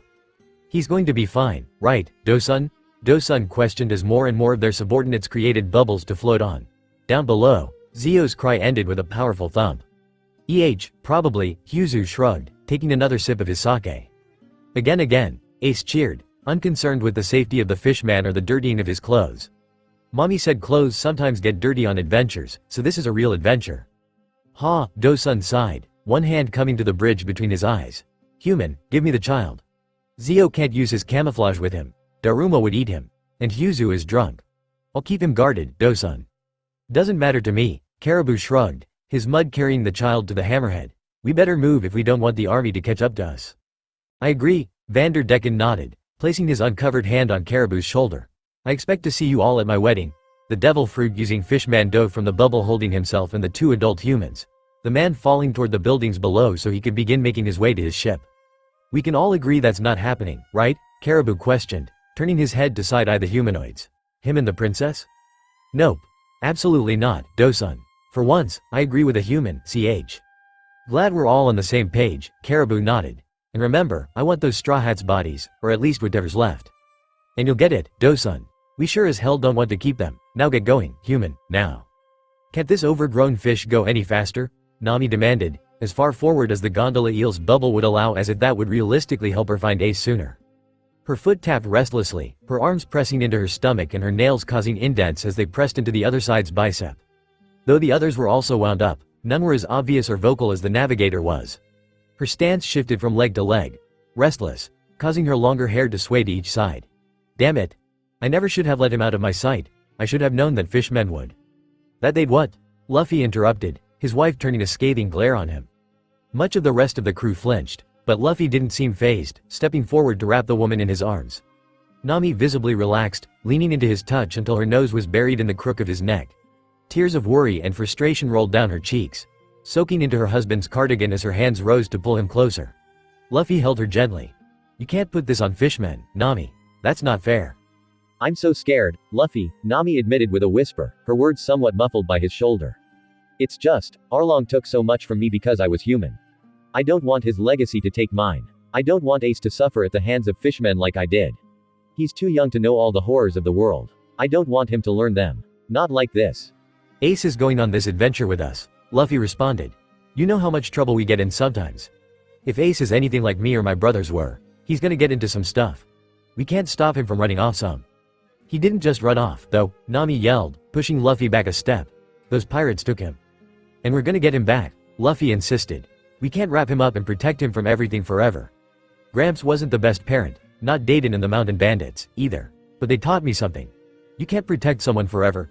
Ace will have to get strong enough to protect himself until we can get there, but we will get there. We're gonna get him back. I promise. He's not even 2, Nami whispered, grabbing Luffy's shirt again. He's just a baby. They won't kill him, Luffy muttered, holding her cheeks with his hands to wipe the tears away. He's more valuable to them alive and, down on that island, we won't be stuck in a bubble. His eyes hardened, the pirate captain turning his gaze from his wife's face to the little blip of orange light on the edge of his haki he'd come to recognize as his son. He was moving at a decent pace to the northeast. He'll be fine, but those bastards that had the gall to take him from us are gonna pay. I don't know which is scarier, Coby whispered to Grace as the rest of the crew and their 3 fishfolk companions watched the exchange. The Ryugu army had sworn to join them soon, but had some important preparations to make, resulting in the Straw Hats, Kami, Papagu, and Namur being the advance squad. The implication of what Luffy will do to them, or that he's using words like valuable and gall, really sensei wasn't around. World is falling apart, Grace agreed. That's the wonders of fatherhood, Usopp nodded. Like you would know, Usopp, Amy put in, rolling her eyes. Being an uncle is like being a father. Considering you were an uncle to me and that I was fully capable of caring for myself physically, socially, and violently before I had a physical body, Mary chuckled, I'd say it's not the same. Should we be concerned that Mary felt so strongly about violence that she included it as a subsection of self-care? Chopper questioned. The way that the others traded glances at his inquiry was not reassuring to his professional opinion of their collective mental health. That he could understand why she believed such after only a moment of thought caused him to question his own mental health. Is she wrong? Zoro asked, his eyes still closed from where the others thought he was napping. In fact, I think I could go for some violent self-care right about now. Is that right? Robin grinned from her seat next to him. Have you grown so attached to little Ace-chan that you feel an instinctive need to protect him? Maybe considering the idea of having one yourself? Shut up, the man grunted, doing his best to prevent his face turning pink at the suggestion. Ace is one of us, and I know I don't want to see the storm the witch will make if something serious happens to him. She'd blow up the island, and possibly us along with it. And Luffy would help her. I think I speak fair all of us when I say we'd all help, raise island ta bedrock, Jin commented. I mean, we'd try to get the innocent gone first, probably. The island needn't die for that, Robin put in. We'd simply sever each of Hody's appendages one by one, castrate him as well, cauterize the wounds to prevent his untimely demise via external hemorrhaging, remove both of his eyes and all of his teeth with the use of an oxidized spoon, and hang him by the docks under a recreation of our flag to demonstrate to everyone and sundry what fate awaits them if they go too far. Silence fell as certain members of the crew covered their lips in an attempt to keep down whatever their last meal was at the gruesomely detailed scene their archaeologist painted with her words, the small smile she always had never leaving her face. Namur outright stared at the woman in shock as Kami stuck her head out of the bubble to throw up. Holy shit, Robin, Coby gaped. I thought we were just going to beat him up, not turn him into a bloody decoration. Yo ho ho, Brooke chuckled. What a frightening description. It nearly made me empty my stomach. Not that I have a stomach anymore. Skull joke. As much as I would like to keep listening to all of Robin's suggestions, Nami interrupted, no hint of sarcasm in her voice at the statement. Luffy's haki is picking up something we need to talk about before we reach the island. It's about the new fishman pirates splitting up, isn't it? Coby asked, turning eyes on him. You can feel it too, huh? Luffy grinned. That's awesome, Coby. Rayleigh said your observation was better than mine, so I'm not that surprised. And you didn't mention it before? Nami questioned, her glare threatening to turn Coby to stone. You and Captain Luffy were having a moment, the prehistoric zone defended, his hands raised in the universal sign for peaceful surrender. I will, accept that, the navigator grunted, dropping the issue. Fine, so you can sense them too, and apparently even better than Luffy can. How far? What's the situation? When I'm focusing my observation, Coby began, I can feel an area of about 2 kilometers in each direction. That's not quite the size of the island and I have to focus to get that far. Normally, it's limited to only half a kilometer, though in greater detail. Right now, Ace and the officer holding him are heading northeast to a smaller town that way. The others are moving to the north, east, south, northwest, and southeast, and each has some type of monster. Probably a sea king of some sort. In their small army, too. There's also a huge mass of hate moving onto the island like a wave from the southwest, too many bodies to count from here and more every second. More pirates living in the Fishman district. Namur offered, much more experience with the topography of Fishman Island than any of the visitors. It's where I come from, too. The Fishman district is known for being the poor quarter off the island and is Hody's base of operations. That makes sense but doesn't help us, Grace commented, Coby still focusing his haki at her side. Any more details he could perceive would give them another hint they could use to plan. What can you tell us about the new fishman pirates, since it seems like you know quite a bit? Back when people like Hody and I were young, we were the subjects of a lot of racism, Namur began, his voice heavy. The start of the Great Pirate Era was one of the darkest times for Fishman Island. Swaths of pirates started arriving on the island, and those looking to make a beautiful berry started kidnapping anyone they could get their hands on. They focused on the Fishman district and the outlying coves, places that were poor or away from the main bulk of the army. Fishmen and mermaids went missing by the dozens and the kingdom was powerless to stop them. And then Fisher Tiger appeared, defending the Fishman district from the pirates with his own fists and grit. He was a legend made flesh, an idol for fishmen and merfolk everywhere. Once word of his power reached the surface, the attacks lessened, but a number of pirates came with the intention of capturing Tiger and making him the slave to be sold. He killed them all. The pirates were listening with rapt attention, even Nami and Luffy silent as they listened to this story. Fisher Tiger was a name that Arlong had mentioned once or twice while the navigator was in his employ, but the story finally started to fill in the blanks Arlong refused to tell. Driven to anger over the treatment of his people, Tiger took to the surface. He did the impossible, scaling the red line to Marajoy. He went on a rampage, freeing all the slaves he could, leaving burning buildings in his wake. From there, he founded the Sun Pirates, and each of their members bore a sun tattoo designed to cover the brand of the Celestial Dragons, so that there could be no differentiation between who had been a slave and who had not. Nami's pupils shrank, her mind taking her back to the times before she knew Luffy. New details she never thought about, suddenly stood out. Nearly every member of Arlong's crew, including Arlong himself, had a tattoo of the sun Arlong's had poked out from under his shirt. Hachi's was on his forehead, Karubi's had been on the left side of his chest, and actually, Nami wasn't sure she ever saw Chu's sun tattoo. It must have been hidden under his clothing. Were they slaves? She wondered. Is that why they hated humans? It was around that time that Whitebeard came to the island, Namur continued, oblivious to Nami's history or the questions that caused her to reconsider her own slavery at the hands of Arlong. Kids like me who were too young or too unskilled to join Tiger jumped at the chance to join the one who finally brought peace to our shores. Straw Hat, you know what kind of man Pops was. He welcomed us with open arms. Even so, some chose to strike out on their own, refusing to join a human. Some earned decent fame and bounties like Willy, Jube, and Garain, but most of them aren't around anymore. Wow, Usopp whispered. So Hody was one of Tiger's. Not in the slightest, Namur growled, interrupting the sniper. Hody was too young to join Tiger and would never have joined Pops, but he didn't leave either. He idolized someone else. Someone I was told warped Tiger's views of reconciliation with humans into a hatred of them. Arlong, Nami whispered, her voice like a gunshot in the silence. Those of the crew who knew the name flinched, the vitriol in her tone unmistakable. Hody. Arlong was his role model, his inspiration. He was like a big brother to Hody, Namur agreed. When Arlong left to join Tiger and the Sun Pirates, Hody was proud of him. Even when word of Tiger's death reached Fishman Island with those who chose to leave piracy behind, Hody was glad to hear that Arlong was striking out with his own group. Left, Nami noted silently. Arlong at least wasn't a slave. Why didn't he leave? Mary asked. If he was so proud of Arlong, why didn't he go to join the Arlong pirates? Hody saw himself as the protector Tiger and Arlong had been, the Fishman explained, the one keeping kidnappings from the Fishman district as low as they could be. Our flag could only dissuade so many. He used to be part of the Ryugu army before returning to the Fishman district again. And every kidnapping attempt he stopped only solidified his belief that humans were nothing but rotten. That's what happens when you only ever meet one type of human. Someone pulled strings to get Arlong and his crew out of prison after they were captured, but before Hody could leave to join them, Arlong was defeated. The best day of Nami Swan's life was the worst of his, Sanji muttered, breathing out a puff of smoke. When he heard that Arlong and his crew were beaten by a bunch of humans, it threatened everything he thought he knew. He thought that Arlong was unbeatable, and if that wasn't true, then what else could he believe? That's why he wants us specifically. We did that. I mean, I've had better days since, Nami offered. Like, say, when Ace was born. Luffy's brother? No, his son. Sanji froze, another shattering of his heart nearly audible at the reminder. Mary giggled, poking the chef in the cheek to no reaction. Little bits of foam leaked from around the cigarette between his lips. His eyes went unfocused, comprehending nothing. Stop it, Chopper cried, hopping onto Sanji's legs and waving his arms. You're gonna kill him at this rate. Sanji will have to get used to it. Grace waved off. We're setting out to save Ace. We can't have Sanji seize up every time he's even mentioned.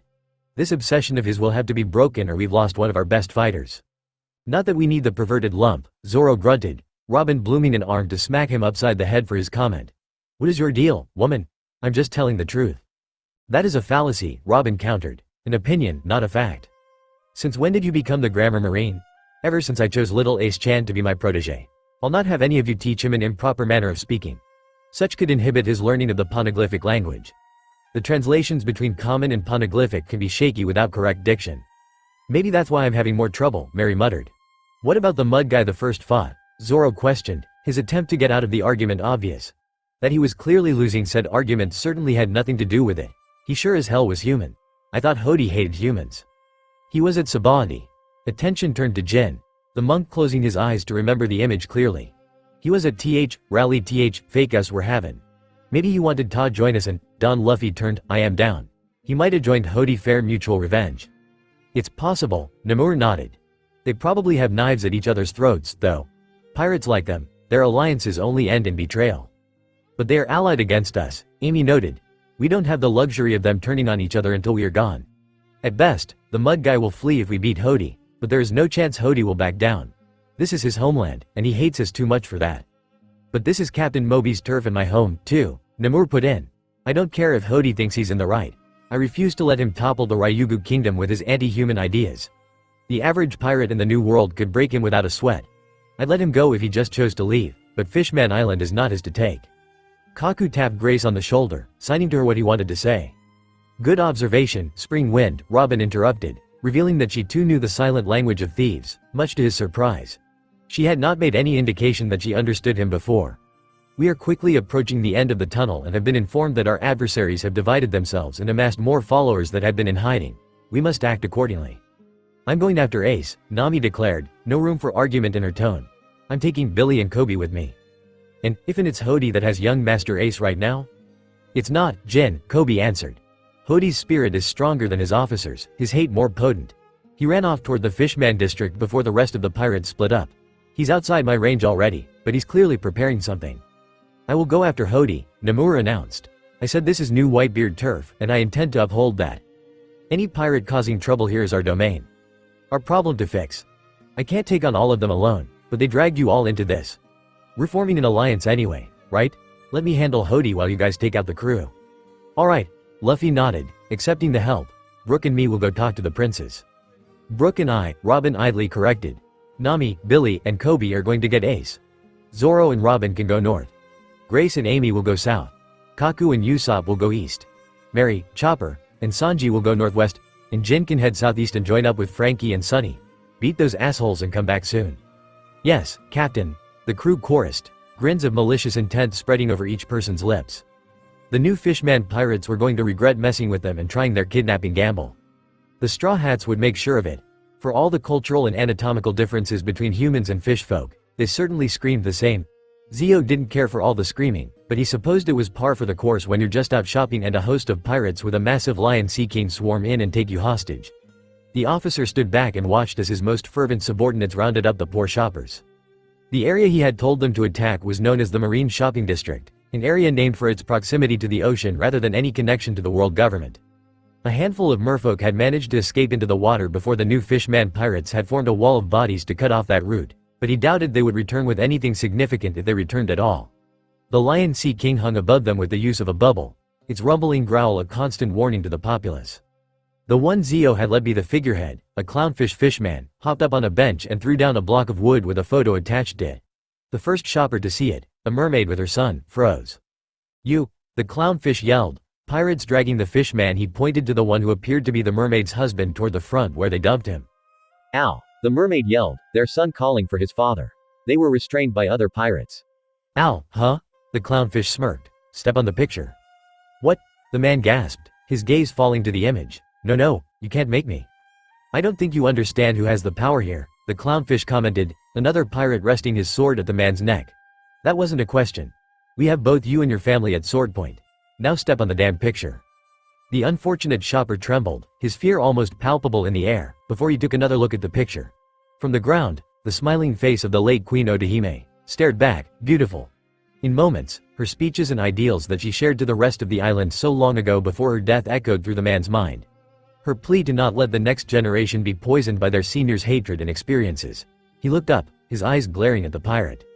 No, I'm sorry, the figurehead questioned, the sea lion staring down on them growling.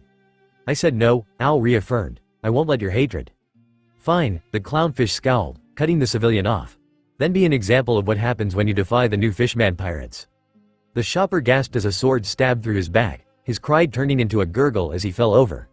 The crowd screamed, his wife and son calling for him while other parents covered the eyes of their children. The man's movements slowed to a stop, a pool of red growing from his body. The blood touched the edge of the block, the frame of the picture now stained as if in vicious mockery to the way the queen had fallen so many years ago. Anyone else want to argue? The clownfish yelled to the cowering onlookers. You'll be free to go as soon as you step on the picture and swear off Odahime's stupid dreams of peace and coexistence. The new fishman pirates are going to lead our species to the surface and take it for ourselves. You got that? Don't say her name, a member of the crowd shot back, her identity hidden in the masses. You aren't worthy to say it. She'd right, another voice added. You're the stupid monsters here. You ingrates, can't you see the change Fishman Island needs? Humans are nothing but a blight on our species. And if you won't acknowledge that, we'll force it on you. Bring me a child. No. The mother's call cut off as a fist to the face ripped her child from her arms. The kid, a merman no older than 5, was dragged forward into the hand of the clownfish who held him aloft. He raised his voice, yelling over the cries of the child. All of you will step on the photo or I will kill this child. The crowd fell silent in horror, but Zio did not stay to watch. He faded into invisibility, shuffling along the ground so no one could see through his camouflage. The doors to the drugstore opening went unnoticed in the chaos outside. With one victim and one young captive, the people started to slowly comply. First one then more citizens moving forward as bade to begrudgingly place one foot on the photo. Dirt and tears slowly began to mar Queen Odahime's lovely visage as the people wept, silently begging for her forgiveness. This sure ain't right way ta enlightened folks, a voice commented, pirates nearly getting whiplash as they turned to find the speaker in their midst. The hood of the figure's brown robe was raised, hiding all but his wan smile in shadow. His hands were hidden, tucked into his sleeves so the cuffs touched each other. Fear and hate only breeds more fear and hate. And when one's focus hatred's gone, then one left finds something else to hate. I've heard it called red spiral. Are you talking to him or me? Rum asked. Huh? The clownfish blinked, stomping over to the odd monk where he grabbed a fistful of the front of brown robes while the child continued to struggle in his other hand. Being a clownfish, the fishman did not feel the small electrical current running through the cloth. Who the hell are you? If in ya kill all humans, the hooded monk continued, ignoring the question, which ya can't, but if in ya do, what then? Will ya attack skyfolk next? Or maybe longarms? They're human enough? Shut up. Who the hell do you think you are? I am but a humble monk, the man answered, his smile widening to a mad grin. His arms withdrew from his sleeves, gold-capped tonfa in hand and sparking with electricity. A humble, wanted monk whose crew or boss gotten on wrong side of. Before the clownfish could react, the dueled tonfa came down, bashing either side of the fishman's head. He gasped, blood spraying from his mouth as his hold on both the robes and the child relaxed. The merman boy swam away as fast as he could, crying, Mommy. Alright all you pirates, Jin yelled, throwing his hood off. You reveal his face. I am Electric Devil O the Straw Hat Pirates. And our captain Hody Jones picked a fight with us. We didn't start it and we don't want it, but we're sure as hell gonna finish it. How arrogant can you humans be? Another pirate questioned. They send one stupid sounding guy in stupid looking clothes to fight a whole contingent of fishmen and a trained sea king? We're gonna tear you apart. They aren't going to defeat us, but you must admit the man has a point about your looks. Now if you would trade out those robes for a suit or at least something other than brown. Did you think I was alone? Jin grinned, letting out a long, loud whistle. Nothing moved for a few seconds, the pirate's new spokesfish putting on a cocky smirk. Was that supposed to scare us, human? You? And then Jin received his answer, a roar bubbling up from below the ocean. Water exploded upward as the thousand sunny burst through the surface. She hung there for a split second before tilting forward, splashing down with a spray of white foam. Ropes shot out before the pirates could comprehend what happened, said ropes wrapping around the floating sea king. One large lion battled another, but only one had the advantage of surprise. Ladies and gentlemen, boys and girls, fish folk of all ages, Frankie's voice called from the deck of the ship. Allow me to introduce you to the greatest ship to ever sail in the Grand Line, a masterpiece of every shipwright of Water 7, and the ship of the future Pirate King, the SSSSS Suupper RRRRR Thousand Sunny. Take this. As if to punctuate her entrance, Sunny let out a yell and slammed the Sea King into the ground, the concrete cracking and cratering under the force of the beast. Citizens goggled as the great creature struggled, gasping for breath. Only one lion. Me. That a girl, Sunny, Frankie cheered, the ship using the now probably concussed sea creature like a makeshift flail. Get in the water. A perm that ship. Y'all really think I'll let y'all get that far? Jin questioned. a bolt of lightning charring the pavement at the pirate's feet. "We ain't got time or patience to deal with all y'all, so let's get this over with." Kayakia. Daruma laughed from his frog-like position overlooking the small plaza before the Fishman Cultural Hall, bouncing on his back legs even as his hands stayed firmly planted on the rubble under him. Citizens who had just before been in the area looking for any sign of the Straw Hats to comply with Hode's earlier demands, were now being marched like cattle to the photo of Odahime resting on the ground. It was already starting to show signs of wear, the dust and scuff marks of nearly 20 assorted feet, shoes, and tails. How boring. No one is putting up any fight. I was hoping there would be at least some resistance, kya. As if on K, the flow of people came to a halt, a single mermaid floating on a bubble with her tail dug into the dirt. In doing so, she was refusing to place said tail on the picture. "What are you waiting for?" Daruma questioned. "You'll be free to go as soon as you step on her, kya." "We would never be free under you," the mermaid hissed. She was taller than the average mermaid, her skin not as supple in a show of her age. Her wavy gray hair fell to her navel, nearly hiding the top of a dorsal fan that ran the length of a similarly colored tail. Her own teeth were like needles, evidence of this individual being a moray eel mermaid. "If we comply, then you'll just make us do something else. You pirates are all the same, no matter what species. Do not compare us to human pirates," Daruma demanded. "One more word like that and I'll take a bite out of you." "Not if I take one out of you first, I'd rather have to spit your nasty foot out than disrespect our late queen." "Sea gorilla," Daruma yelled, the giant creature appearing at the call to climb over the culture hall. It stared down in the crowd with dark eyes, no sense of understanding save for following orders. "Kayakia. You might be bigger than me, but Sea Gorilla is bigger than all of you. A bite out of him will only piss him off. Don't forget, we currently have the king hostage."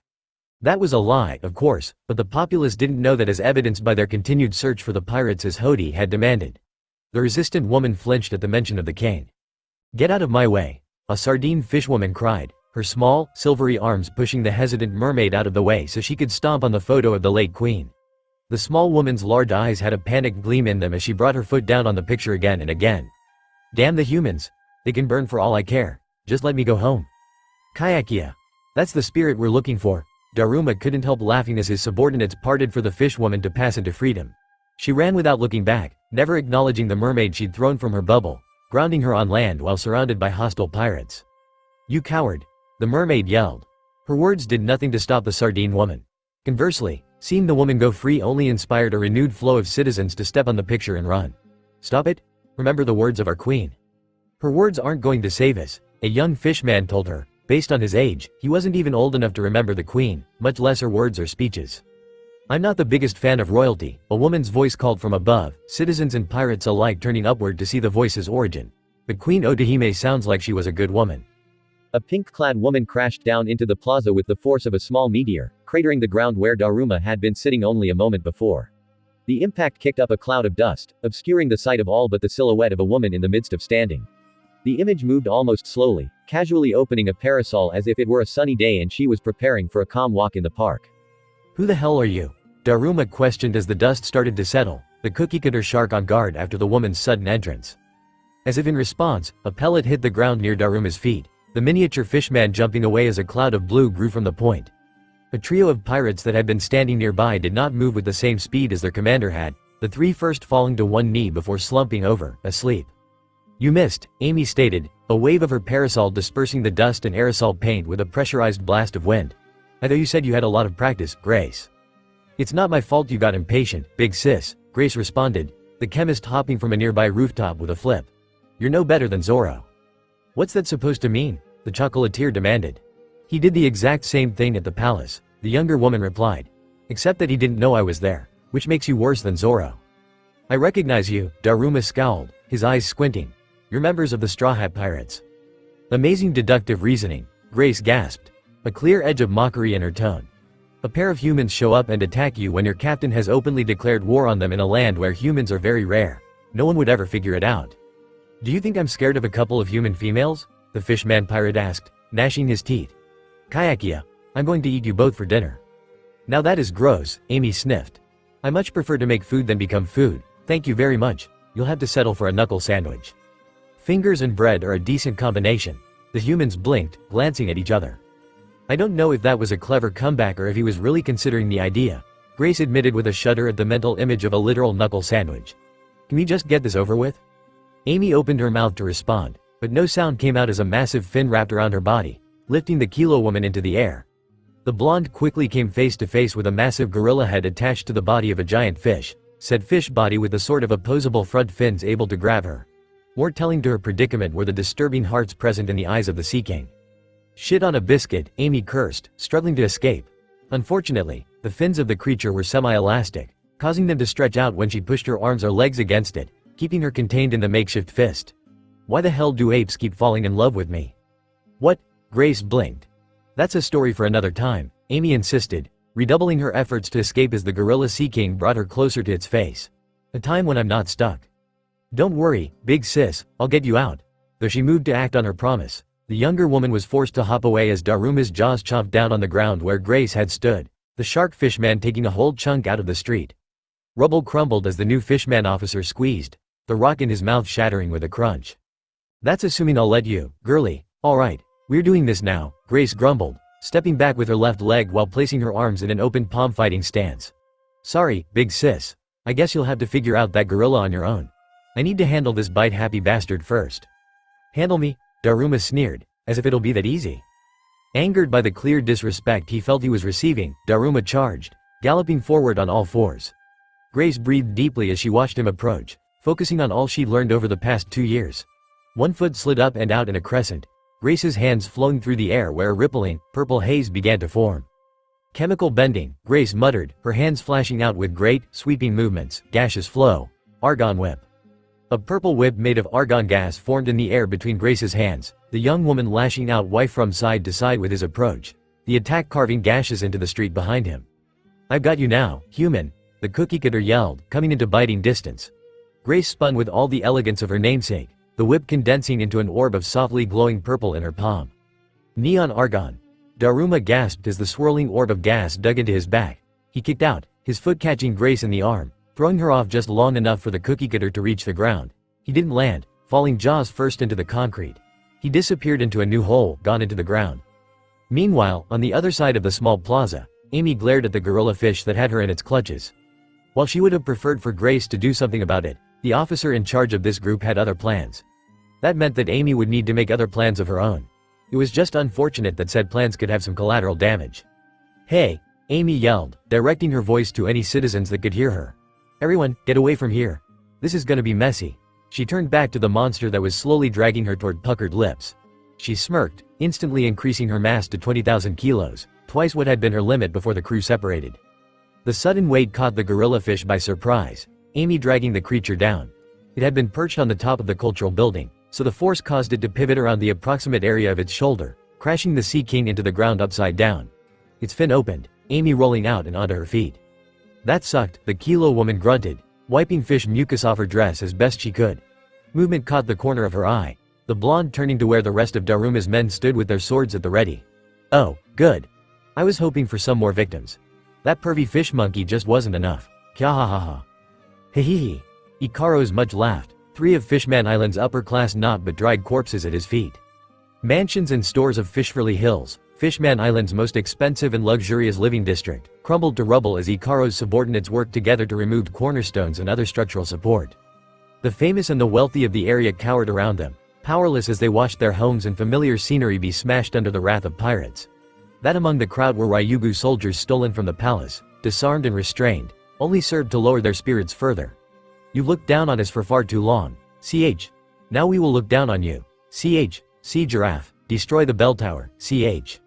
The giraffe Sea King let out something akin to both a giraffe's bray and a roar of affirmation before the creature swung its long neck, busting through a nearby clock tower that had, up until that moment, told out public reminders of the time each hour.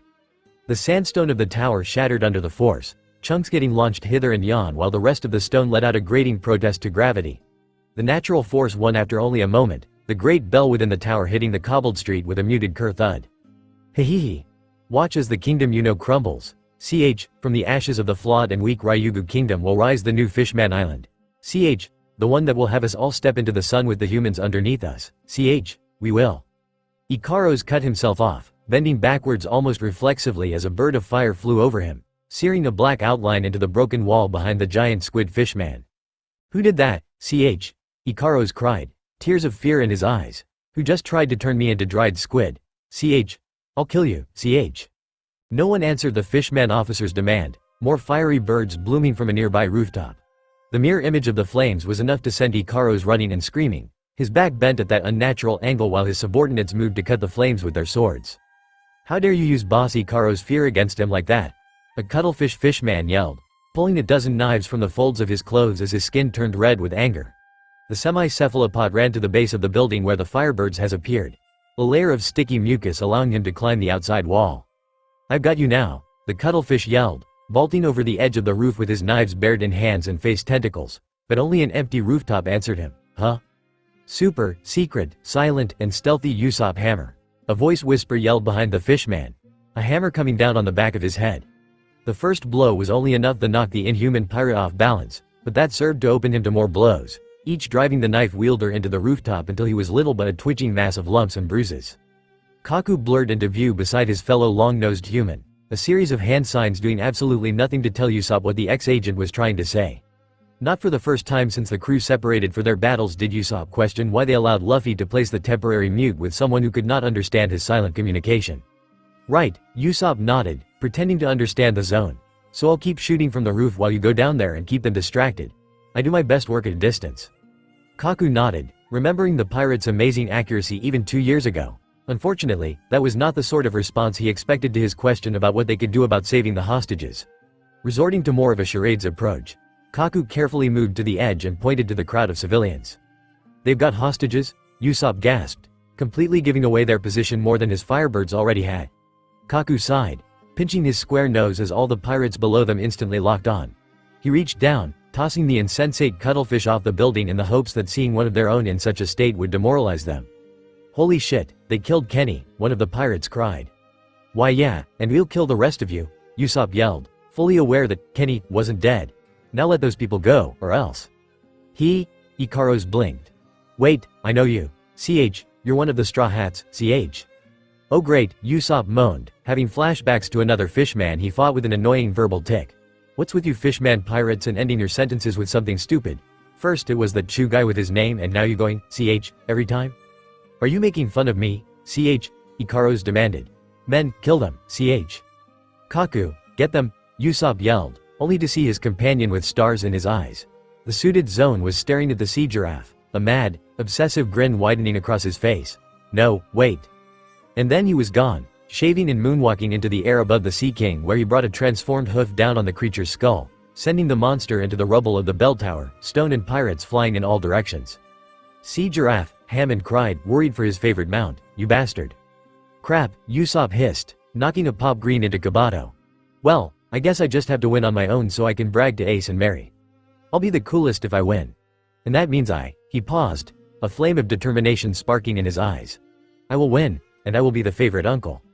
Ikaros blinked. What? Mad giggles echoed through the streets of Sake Factory, a town of new buildings and distillation plants for the creation of alcohol of all kinds in homage of Moby's protection. The creation of such drinks had taken on a new revolution because, though he was quite similar to the late Whitebeard, Moby was his own entity. His favorite drink of choice was porphyra sake, a type of sake distilled using the rare porphyra seaweed that gave it a pink tint as opposed to the usual clear. Porphyra seaweed was one of the hardest to grow, however, and Moby cared for a well-balanced DT the Ryugu Kingdom had agreed to supply, reasoning that alcohol was one of the things that Fishman Island can use to get on the good sides of the world's royalty when they finally do manage to attend the World Summit. That the new Whitebeards always paid an unnecessarily exorbitant commission for said alcohol kept the town flourishing even in its young age, its research into fermentation on the cutting edge. Unfortunately, the irony of the previous statement could not be appreciated by the town's residents.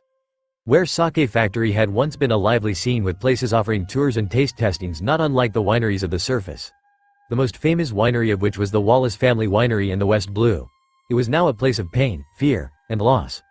Buildings lay in perfectly cubed piles, their insides pilfered of their stock to sat the one of the hired swordsman leading the attack against it. Mr. Huzu, please, a fishman pirate begged, one of the few with enough guts to not run from the hired hand Captain Hody had placed in charge of the squad. You need to slow down. When you go overboard, you start cutting everything. You've already killed the soldiers we had as hostages. Huh? Huzu hiccuped, the stolen barrel in one of his tentacles parting from his lips just enough to show the stab he'd used to open it. Pink-tinged sake dripped down the barrel and his chin, a clear flush in the octopus merman swordsman's cheeks. Stop. YWOU asterisk hic. Would I sh top? He tilted the barrel, intending to drain it of the last of the sake within. He froze, pulling away only to notice the container was already empty. Anger twisted his face before he tossed the barrel into the air, light glinting from his swords as the man diced the empty barrel into sawdust. That the subordinate that had been trying to get him to stop was bisected in the process was only collateral, and Yuzu didn't care to notice. The poor pirate gasped, his soundless cry left unnoticed as the one who had caused his death shuffled away, looking for more to drink. The rest of the men at this rate, they could be called the survivors. Even the elephant sea king watched with terror. Ho, Yuzu grinned, coming up on another building, this one with a windmill. This one looks nice.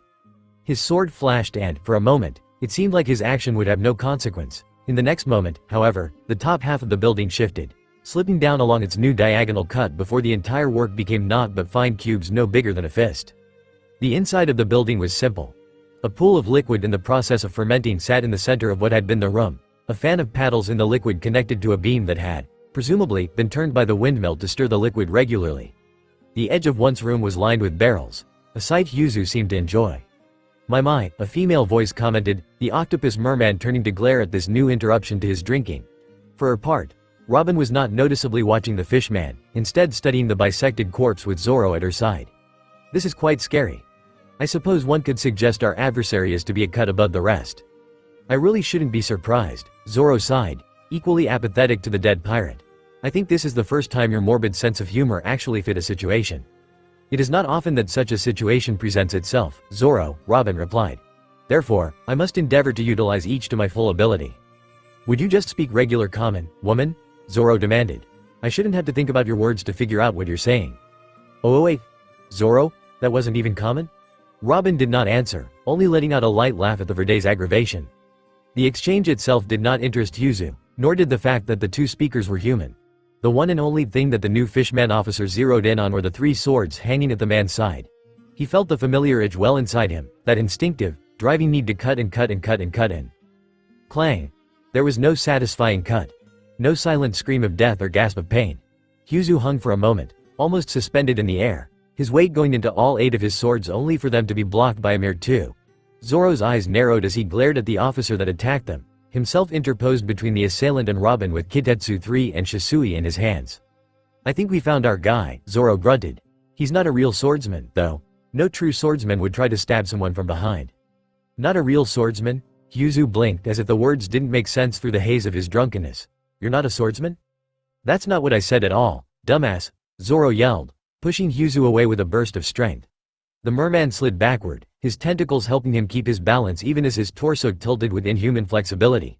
You aren't a true swordsman. You're a shame to the swords you wield.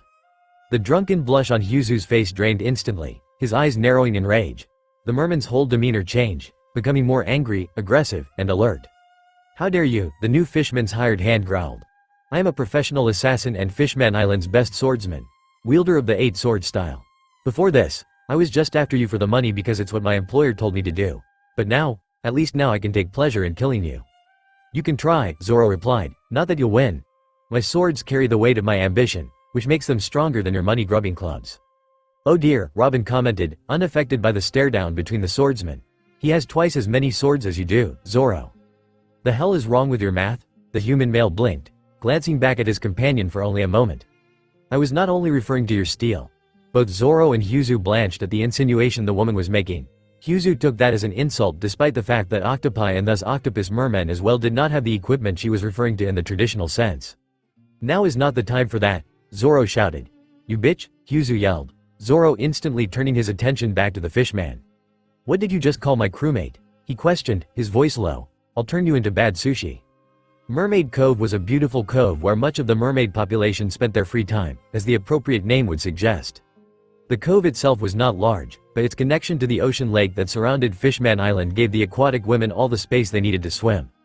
The land part of the cove was constantly covered in the lounging bodies of mermaids tanning themselves in the light of the sunlight tree eve that brought warmth to them on the ocean floor.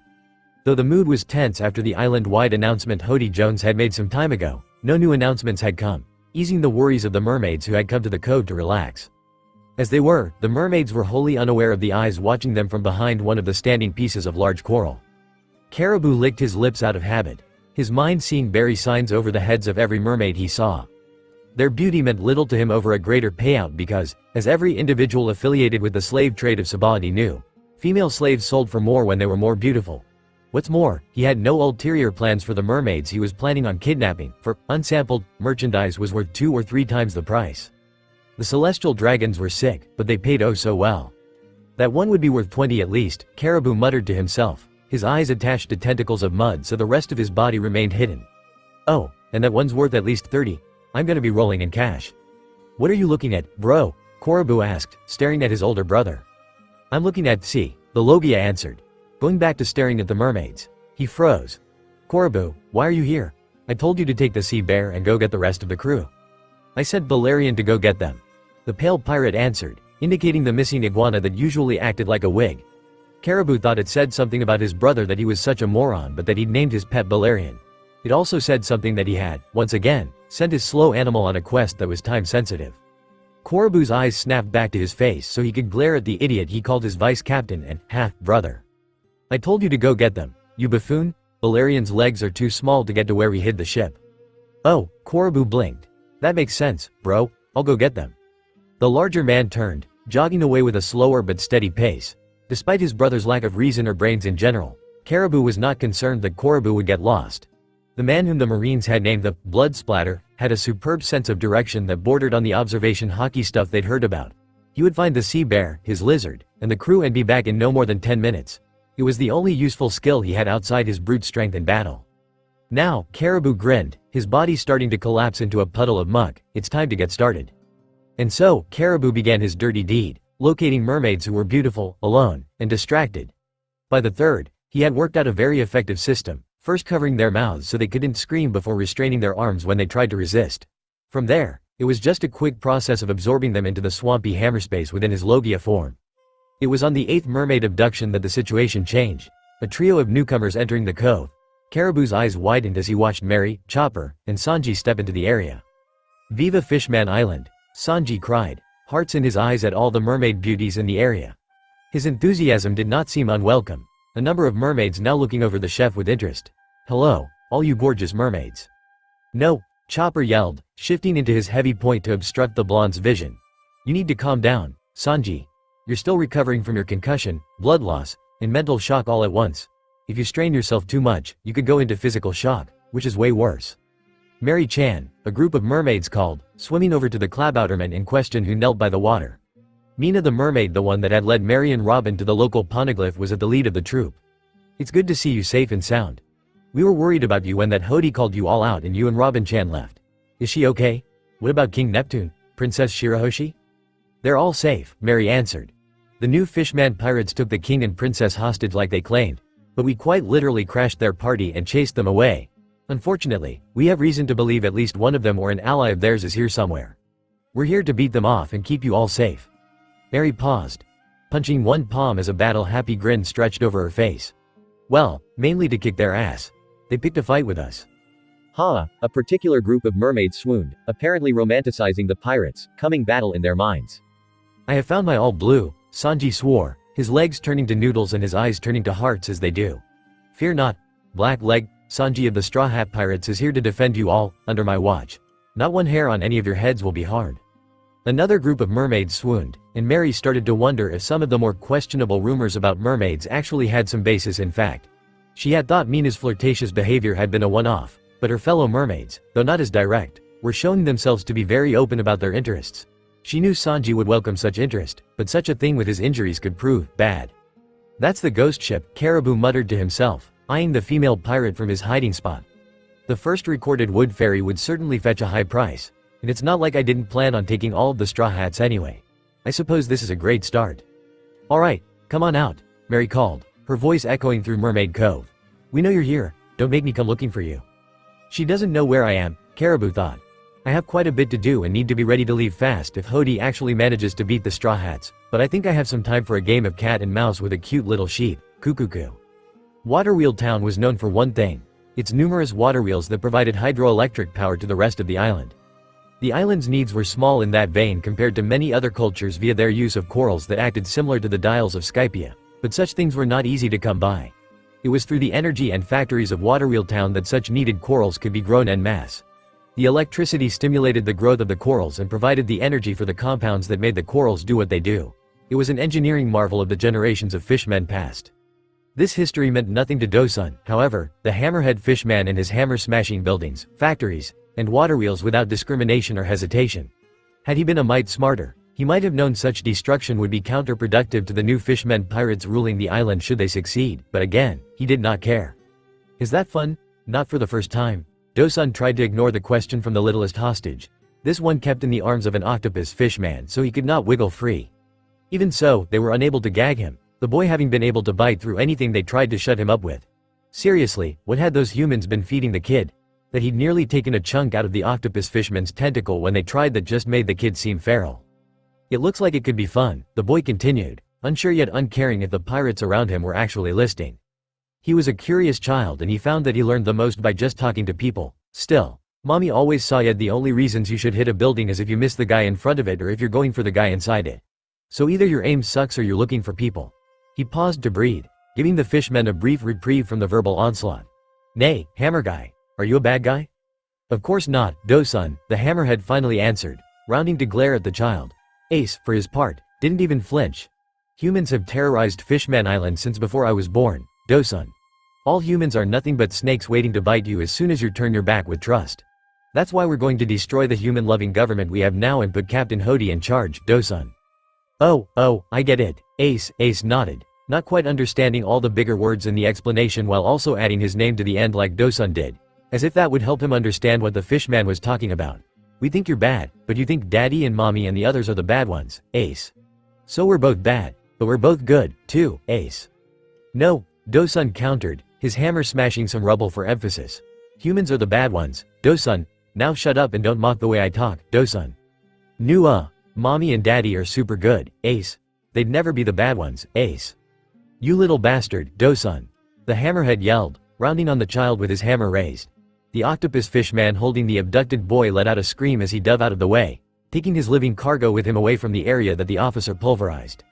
Boss Dosun, please, the octopus begged, hide the laughing of the child in his arms.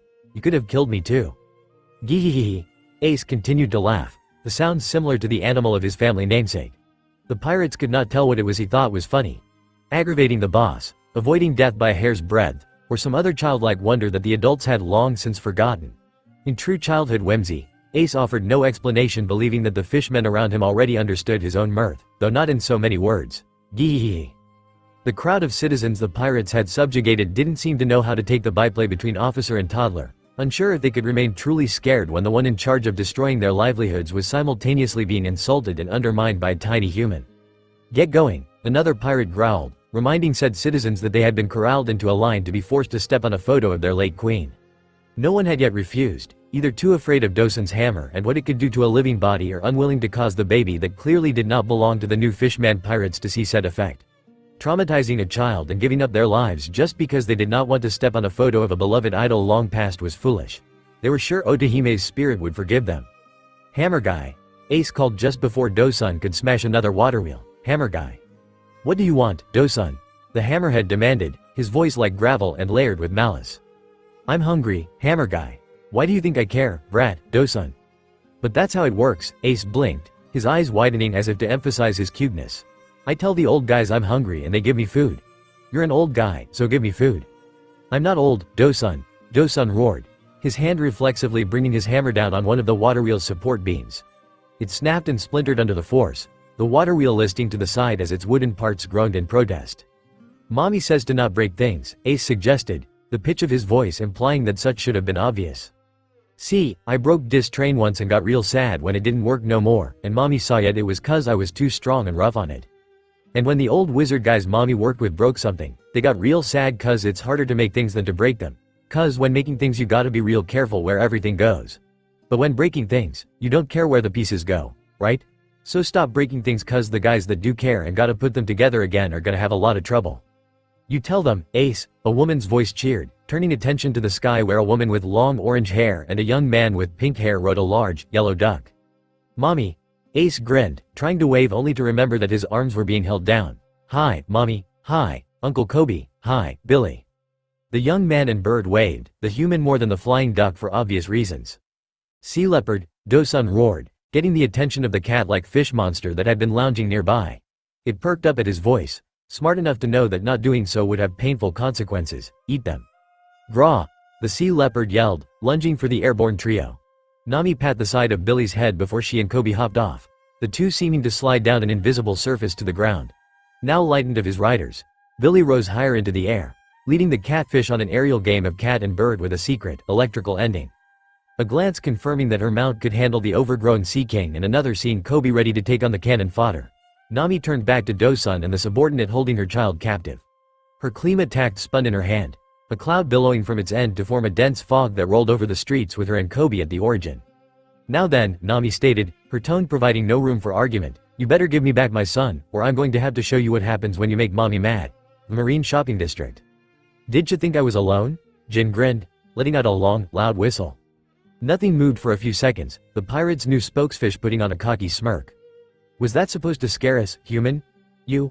And then Jin received his answer, a roar bubbling up from below the ocean. Water exploded upward as the thousand Sunny burst through the surface.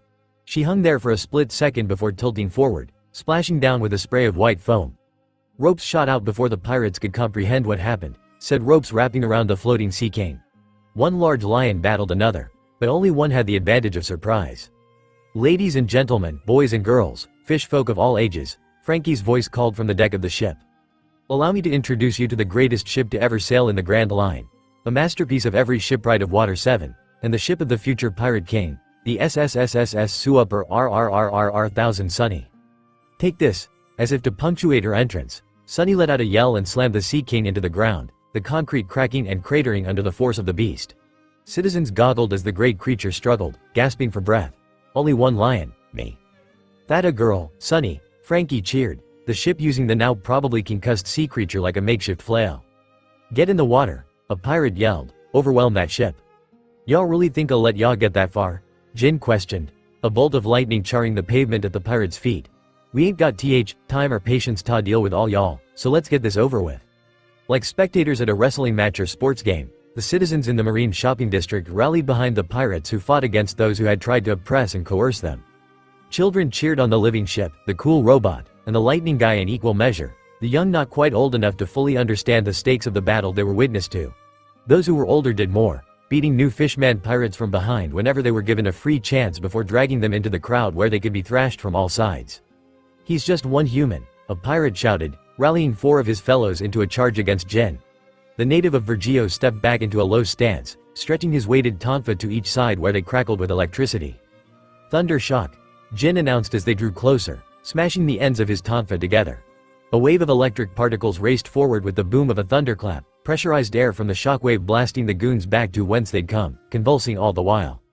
I've got you now, a voice behind Jin shouted, his sword already cleaving through the monk from shoulder to hip. Jin froze just long enough for the pirate to let out a victory laugh before the sparking edges of Jin's insides knitted back together. The pirate gasped, horrified, as the inhuman human spun, tonfa blowing the offending fishman away. Why you're a monster, another group of the new fishmen cried. Now that ain't nice, Jin chuckled, cracking his neck just for the fear factor it would cause. Based on the fishmen's flinch, it worked. Jin left his head tilted, almost literally staring down on them. Ya mean ta tell me y'all never seen a logia before, eh? If y'all wanna kill all humans, you'll have ta fight dozens of us. Sand, ice, magma, light itself, and more. Y'all can't even hit us without armament hockey. This is a battle y'all just can't win. At his words, the fishmen staring at him threw down their weapons and surrendered. That last attack had shown them that they really had no way of beating this devil fruit user, and their loyalty to, and fear of, Hody Jones did not extend to the death if he wasn't actively watching them. Jin purposely did not mention that seawater might be effective, but clearly none of these guys knew fishman karate or water-based attacks like the Arlong pirate officers had so long ago. I will grant that your little speech there was sufficiently threatening, Rum remarked within Jin's head. Equal parts condescending and superior. Now if only you would get rid of your ridiculous accent. As he did to most of Rum's quips about his choices, Jin ignored the comment, giving away no indication of the voice's presence in his mind to the outside world. A group of citizens came forward, Jin's shown power empowering them to restrain the xenophobic pirates. With them out of the picture, Jin turned to another group yet to be dealt with. Meanwhile, Sunny was having the time of her life, her roaring laughter echoing over the waters. Rahahaha. Though her vocabulary was limited, stunted like her growth by the crew's separation, her exuberance for battle was not. Ropes flailed in what seemed to be random patterns with barrels, pirates, and the by now concussed sea lion as makeshift mauls. Rahahaha. Watch it, Sonny. Frankie cried as the sea lion's tail ripped through the top of a store. The rubble crashing down on group of pirates in was what clearly a calculated move. We super don't want a lot of property damage. Sorry, Maker. The ship answered. Frankie sighed, not exactly a fan of the moniker Sonny had given him. Yes, it was more accurate than Mary calling Usopp her uncle, but Frankie was just Frankie. Otherwise, she'd likely call Iceberg Maker as well, meaning the title wasn't unique to the cyborg. It's bad enough that Mary now called Tom's other pupil Boss Iceberg, now. Don't count us out, a fishman yelled, jumping towards Sonny with his hammer raised. We won't lose to some stupid boat. I'm a ship, Sonny shot back, one of her paw-shaped anchors launching out to swing around, batting the fishman from the air the same way a cat bats away a rat. The man coughed blood, his body ragdolling through the air before slashing into the ocean. Get it right. Exactly as planned, Zio nodded from the top of a store, his arms laden with shopping bags of stolen goods. Counter to his words, this was not exactly as planned. In truth, he was shocked by the strength of the humans and had not expected them to show up with the courage to fight the new fishman pirates for any reason, much less expect to win and proceed to do so.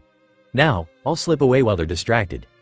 We're missing one, Rum announced as Jin finished his latest fight with a thud and a whiff of ozone. The leader of these weaklings is running away. Where? Jin silently questioned. Now where's the fun in answering that? Rum laughed. He's working on something to make himself and his crewmates stronger. Fighting them at that level will only improve our body. My body.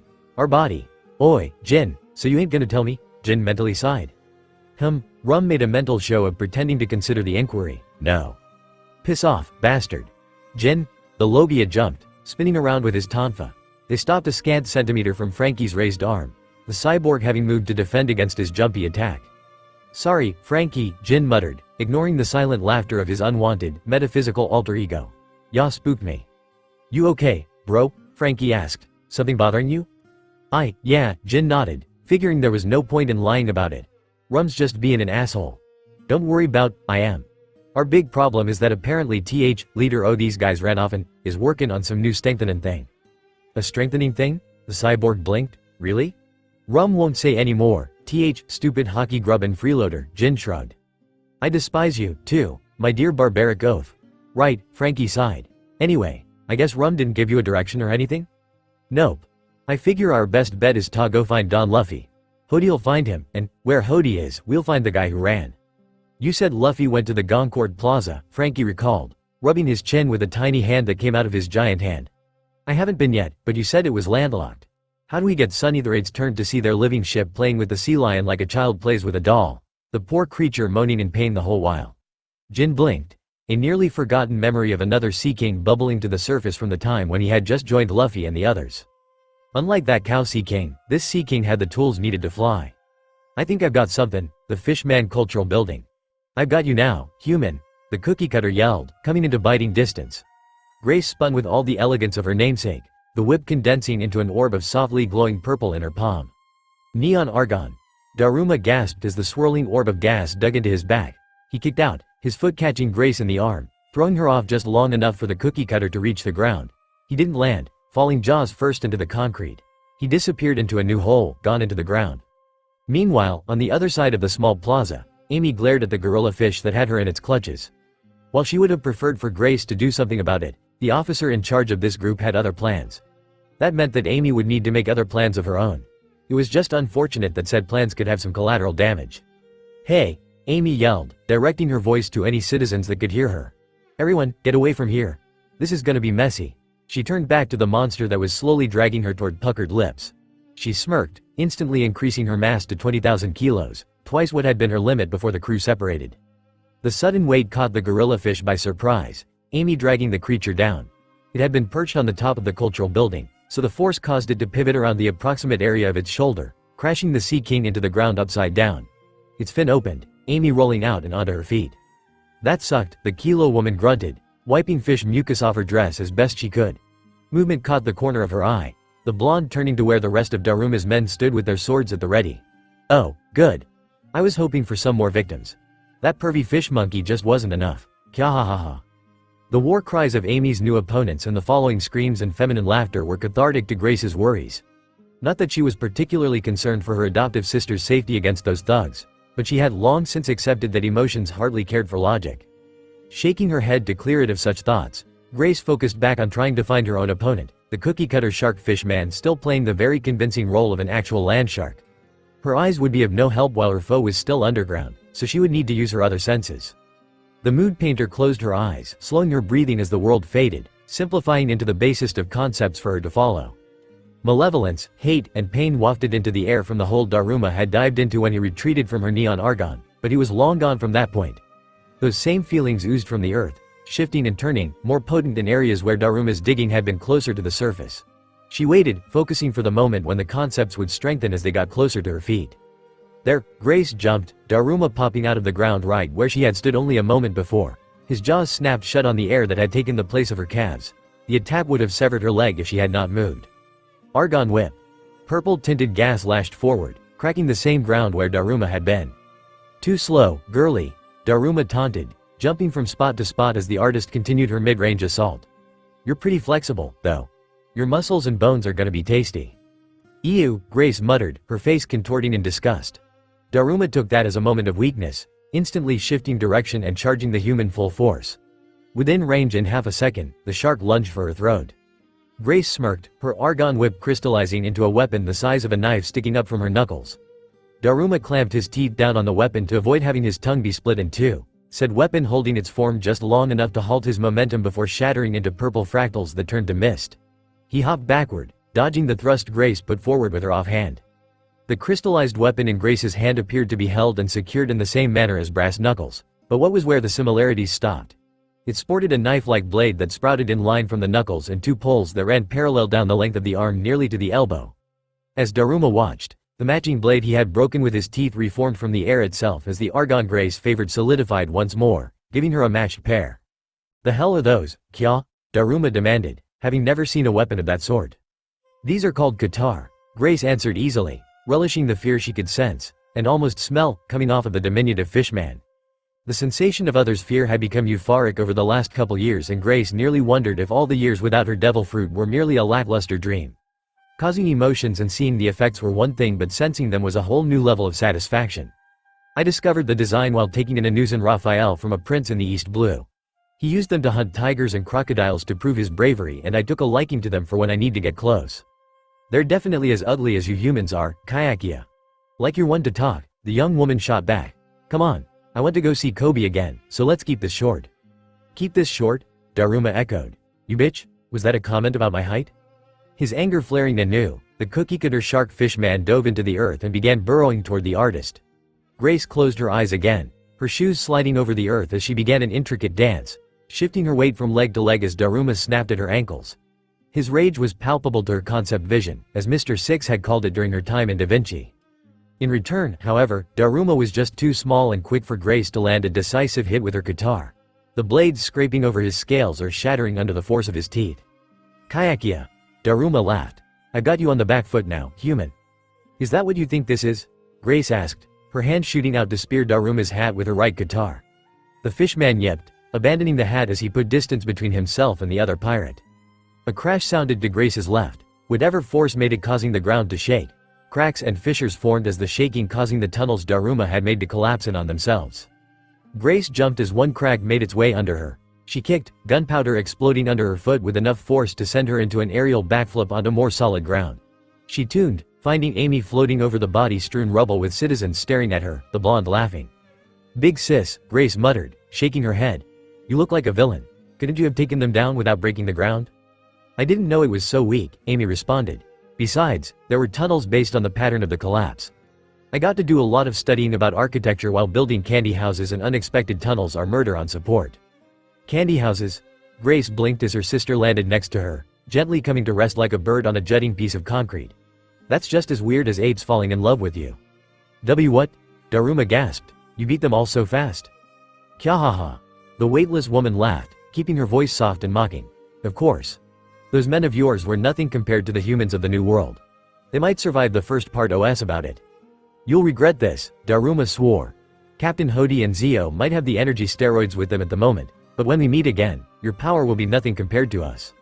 With his threat given, Daruma dove into the earth, only a tiny shift in the earth above a sign of his underground passing until he was too far gone to be seen.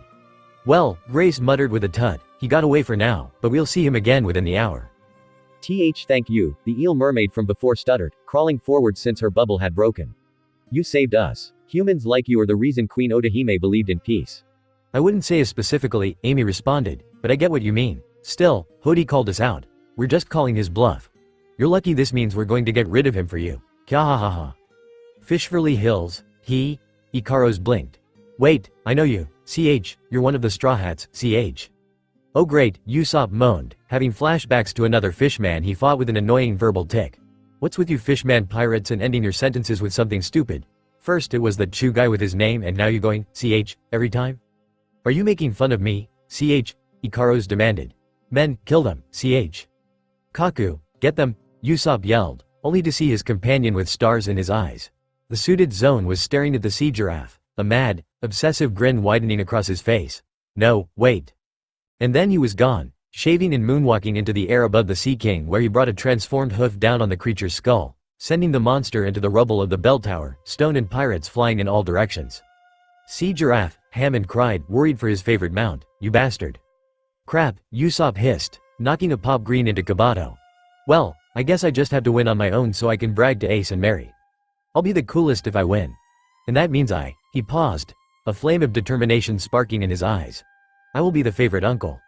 Ikaros blinked. What? Ikaros did not understand how only one human with a slingshot, not even a gun, that screamed at every pirate that came his way was managing to keep them at bay. Every time the human launched another pellet from his slingshot with a cry of green star. Some new, horrifying monster of plants sprouted from the ground too quickly to stop. Already half of his forces were wrapped up, either fighting plant wolves whose noses exploded with concussive force, unconscious from a foul-smelling flower, being eaten by the massive love child between a Venus flytrap and a piranha plant, or literally wrapped in vines. Another quarter of his men were trying, and failing, to interpose themselves into the aerial battle between the sea giraffe and the zone giraffe, which could fly by jumping off the go-to-damned air. For maybe the first time, Ikaros lamented the stupidity of the human world government and their naming conventions. Several pirates were named for personal looks rather than any of their abilities, which did nothing to tell what such individuals could do or how to fight them. What use did the moniker, Long Nose, have when the pirate in question was growing a flower lion right in front of him? Holy shit. The giant squid fish man leapt backward, one of his left squid spears stabbing into the massive bioflora. The plant creature let out a roar as his weapon pulled the moisture from inside it, the plant shriveling as quickly as it had bloomed, leaving naught but a dried husk. Ikaros had no time to celebrate his victory over the photosynthetic Leo, an inferno, and the source of the roar he'd attributed to the lion racing toward him from over the shell. Ikaros cried, his instinctive backbend once more saving his life, or so he believed with his pyrophobia. That Usopp's classic Firebird star did not burn hot enough to kill any normal-sized individual was information Ikaros neither knew nor would have believed with his disposition against said base element. Stop with the fire. I'll turn you into dried squid, I'm not a squid, Usopp rebuffed, a chain of caltrops raining down on a quartet of fishmen that had been trying to force their way into the building Usopp stood on. And I like being hydrated, thank you. You morons, the giant squid shouted. Break the building until there's nothing left, that human is looking down on us like all the humans before, drag him down to our level, literally, Yes, boss, the fishmen called, a group wielding hammers spreading out to focus on each other the structural supports. Too far apart for Usopp to get each one. It only took moments for the aquatic humanoids to shatter all but one of the front supports. Whoa! Usopp gasped as the roof under his feet shifted. The building began to crack under its own weight, the fishmen below scurrying away even though they were tough enough to survive a collapse. They leered up at the humans steadily getting closer, malevolent grins widening into smirks as they foresaw his death at their hands. Shave. Thought Usopp's voice came out as a squeak. His feet flowed with the muscle memory he'd trained for throughout his 2 years of separation on the Boeing Isles. Yes, he'd tried to learn it to be cooler in the eyes of his adoptive niece, and yes, that plan had gone up in smoke as soon as Mary mentioned having already learned shave as well as the other 5 of the 6 powers, but that disappointment meant nothing in the here and now. Before the eyes of the fishmen below, Usopp blurred into non-existence, only his afterimage crashing into the road. Where'd he go, Ikaros demanded, his body contorting every which way in an attempt to locate the human.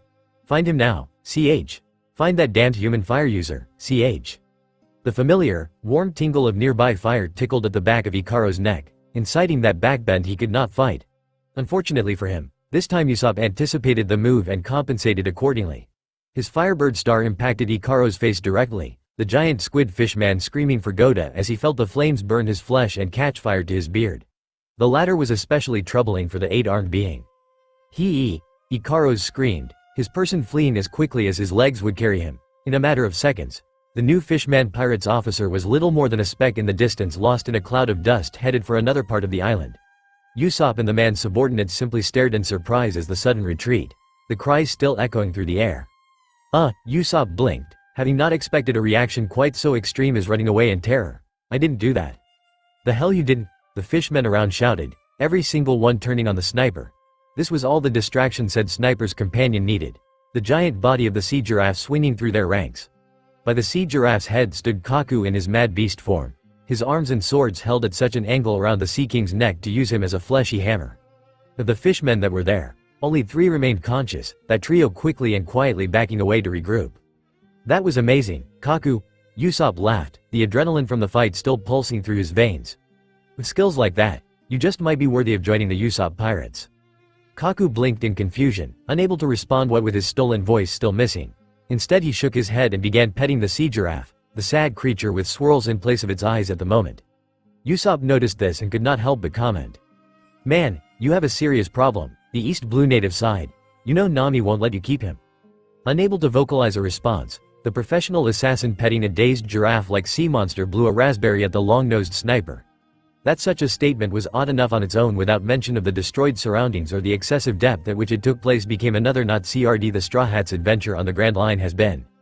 Come on, Usopp muttered, eyeing where some of the pirates were still stuck in combat against his plans. Let's get out of here. We have to meet up with the others and that stupid squid guy got away. Kaku nodded, planting his feet with a grunt of exertion. The sea giraffe gave a moan as the zone started dragging it along by the neck. Leave that here, you moron, Sake Town. I think we found our guy, Zoro grunted. He's not a real swordsman, though. No true swordsman would try to stab someone from behind. Not a real swordsman?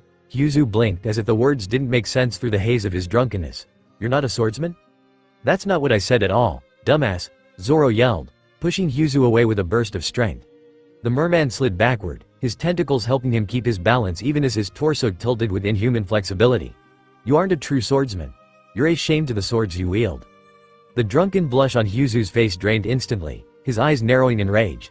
The fishman's whole demeanor changed, becoming more angry, aggressive, and alert. How dare you, the new fishman's hired hand growled. I am a professional assassin and Fishman Island's best swordsman, wielder of the 8-sword style. Before this, I was just after you for the money because it's what my employer told me to do. But now, at least now I can take pleasure in killing you. You can try, Zoro replied, not that you'll win. My swords carry the weight of my ambition, which makes them stronger than your money-grubbing clubs. Oh dear, Robin commented, unaffected by the stare-down between the swordsmen. He has twice as many swords as you do, Zoro. The hell is wrong with your math? The human male blinked, glancing back at his companion for only a moment. I was not only referring to your steel. Both Zoro and Hyuzu blanched at the insinuation the woman was making. Hyuzu took that as an insult despite the fact that octopi, and thus octopus mermen as well, did not have the equipment she was referring to in the traditional sense. Now is not the time for that. Zoro shouted. You bitch. Hyuzu yelled, Zoro instantly turning his attention back to the fishman. What did you just call my crewmate? He questioned, his voice low. I'll turn you into bad sushi. Come at me, the blue-ringed octopus merman declared, charging forward with his blades. I'll kill you and your woman, human. She's not my woman, Zoro rebuffed, spinning into a diagonal slash with all 3 of his blades. The force of his attack caused 2 of Hyuzu's swords to crack, a development both swordsmen noted. The merman lashed out with 2 blades from each side. Disconnecting, Zoro moved Kitetsu 3 and Shisui to block the incoming weapons with a double clang. Besides, this is a fight between us. Your swords are a better make than mine, Hyuzu commented, his sober gaze studying the swords in Zoro's grip. They have names, don't they? I've seen a few named blades in my time, but none with a target. I think I'll take them from you after I kill you. Then I'll use them to collect 5 more to complete my set. Better fighters than you have tried, Zoro scoffed. You're 100 years too early to even come close. That can't be true, Hyuzu snarled. You're lying, I am Fishman Island's best.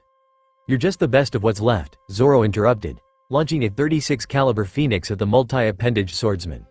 Hyuzu moved to parry instinctively, the sword he used to do so getting split at the base. That the human could launch bladed gusts of air was a surprise that the merman did not find pleasant. All the ones who had any real skill left to test themselves against the fighters of the Grand Line years ago. I chose not to travel, Hyuzu growled. Arlong wanted me on his crew but wasn't willing to cough up the money. At least Arlong had the guts to travel and fought for his own ideals. You don't even have that. It seems Zoro had struck another nerve, the octopus merman's face twisting in rage. Green liquid steaming slightly dripped from the ends of his tentacles and down the length of his remaining swords. I advise caution, Zoro, Robin offered. It appears this man has the qualities of a blue-ringed octopus, one of the most venomous octopi in the world, though he is much larger than that species. Your woman is correct, swordsman, Hyuzu grinned, ignoring Zoro's claim that, once again, Robin was not his woman. I can secrete a deadly toxin that can kill you with only a few cuts. I wonder if your single eye can keep up with all of my swords at once. Like a wave, Hyuzu thundered forward, venom dribbling from his weapons and steaming upon the ground in his wake. Zoro shifted his stance in response, preparing to face the oncoming assault. Green tsunami. Tiger trap. The two swordsmen passed each other, both seeming to have done nothing to their adversary. All was still for a second before Zoro clicked his swords into their sheaths. The blades Hyuzu held shattered with the silence, a cut tearing its way up his shoulder in a splash of crimson blood. This, Zoro muttered, his lone eye never moving from his foe, is boring. How? Hyuzu muttered, shell-shocked at the speed with which the human had rendered him weaponless. Adding insult to injury was the woman softly giggling at him behind the other swordsman. When had she moved? How could you beat me? Me? Fishman Island's best swordsman? Actually, Robin interjected, though a small smile that didn't quite reach her eyes. Fishman Island is rather peaceful compared to much of the rest of the Grand Line. It only stands to reason, then, that one who has traveled the Grand Line for multiple years would have greater power as well as a vast amount of experience that one who has not would lack. In layman's terms, Zoro has simply fought more fights than you. I just can't accept that, Hyuzu snarled. Relish your small victory now. When we meet again, I'll show you the power of the 8-sword style. Should we go after him? Zoro questioned as the now weaponless swordsman wiggled off, fleeing from his obvious loss. I don't think so, Robin shrugged. It seems he caused quite a bit of damage to the surrounding area here, but not all of it. There is still a contingent of fishman pirates rampaging nearby. Should we provide aid, I'm certain the grateful townsfolk would not be adverse to you taking a few casks of spirits. Apropos of that, I would like to do more than act as your sense of direction. My sense of direction, Zoro began, but Robin did not stay to listen. Her attention had shifted to a group of buildings in the distance where the sounds of fighting and the trumpetuous bellowing of an elephant could be heard. She started walking, glancing back just enough to see Zoro over her shoulder. Come along, Zoro, she called. It wouldn't do for you to lose your way and return to the palace by accident before earning a reward, now would it? I don't get lost, Zoro grumbled, nevertheless following the mischievous archaeologist. Mermaid Cove. I have found my all blue, Sanji swore, his legs turning to noodles and his eyes turning to hearts as they do. Fear not, Black Leg, Sanji of the Straw Hat Pirates is here to defend you all, under my watch. Not one hair on any of your heads will be harmed. Another group of mermaids swooned, and Mary started to wonder if some of the more questionable rumors about mermaids actually had some basis in fact. She had thought Mina's flirtatious behavior had been a one-off, but her fellow mermaids, though not as direct, were showing themselves to be very open about their interests. She knew Sanji would welcome such interest, but such a thing with his injuries could prove bad. That's the ghost ship, Caribou muttered to himself, eyeing the female pirate from his hiding spot. The first recorded wood fairy would certainly fetch a high price. And it's not like I didn't plan on taking all of the straw. This is a great start. Alright, come on out, Mary called, her voice echoing through Mermaid Cove. We know you're here, don't make me come looking for you. She doesn't know where I am, Caribou thought. I have quite a bit to do and need to be ready to leave fast if Hody actually manages to beat the Straw Hats, but I think I have some time for a game of cat and mouse with a cute little sheep, Cuckoo. We know you're here, Mary echoed, her voice carrying over the waves. Come on out, Ollie oxen free. Come take your beating like a true pirate. I love noble pirates, one of the mermaids swooned. Mary seemed to bask in the attention, a remnant of Sanji's influence during her creation, no doubt. Oh, there have been so many, but the noble ones are the best. Do you remember that one that came through years ago? Another asked. The knight in shining armor? What was his name? The short one? The first mermaid blinked. No, he was rather tall. He mentioned having gone to space before. Did he have that friend who kept saying he was a bear? A third questioned. And the crewmate that could animate things? Offered a fourth, their queries receiving a nod in response. That noble pirate's name was Duros. Yes, that's the one, the second mermaid answered. Oh, it's a good thing we're in the water right now. I'd be embarrassed if I were on land. Yes, Mina agreed, though she was too young to remember that grew from near the start of the Great Pirate Era. She blushed at the thought of the wood fairy defending them and silently thanked the world that she, too, was in the water. But now it will be Mary Chan that will protect us from wrongdoers. That's right, Mary agreed, flipping her hair to show off her horns. Whichever bad guy is here, he's gonna get a headbutt to remember, or not, since I might concuss him. Bahahaha. On another section of the cove, several mermaids had helped Sanji put together a makeshift outdoor kitchen, the chef putting together a delightful meal for the mermaids under Chopper's watchful eye. Aware of Sanji's current plight through the doctor, the mermaids were careful not to go too overboard with their teasing. But the blonde was still perpetually red-faced and hard-eyed as he showed off his skills. Tahana-chan, Gonia-chan, Umamu-chan, I prepared your food and seasoned it with love from the bottom of my heart. You're such a doll, Sanji-kun. Tahana commented as Sanji set the platter on the table between her and her friends, the three of them having been the quickest on the update to realize the male pirate was a chef and order a special dish. Sanji had, as one would expect of him, jumped at the chance to serve the beautiful mermaids. This looks just as good as you do. She blew her fellow blonde a kiss and a wink. Sanji's heartbeat seemed to echo for all of a moment, his heart all but bursting from his chest. Stop it, Chopper begged, not for the first time. Sanji's blood type is rare. He can't afford another nosebleed or I might not be able to save him. Relax, Chopper-chan, another mermaid giggled, her tail splashing the water while she sat on the edge where the land met the sea. You all being here may deter whoever you came looking for. And if not, we know you three will protect us. She leaned toward him, one finger at the corner of her mouth as if to emphasize how plump they were. You will protect us, won't you? Of course, Chopper answered, unfazed by the mermaid's posture. She was, after all, similar enough to a human that he felt no attraction as a reindeer. Just because the new fishman pirates want to fight us doesn't mean you all need to get caught up in it. You're so cute, the mermaid squealed, pulling Chopper into a hug that buried his blue nose and soft face into her equally soft chest. Were Chopper of the same disposition as Sanji, he may have perished then and there. Cuckoo. A slimy voice chuckled, the sound washing over everyone present like a film of mucus. So, you all aren't actually cowards. That makes this catch a little more interesting. Show yourself, you coward, Mary called, turning to make her way toward where the voice had come from. You won't impress any mermaid by hiding in the background. I don't care for my impression, ghost ship. The voice replied from another origin, this one from the opposite direction. I only care about grabbing what I want and getting away. And what do you want?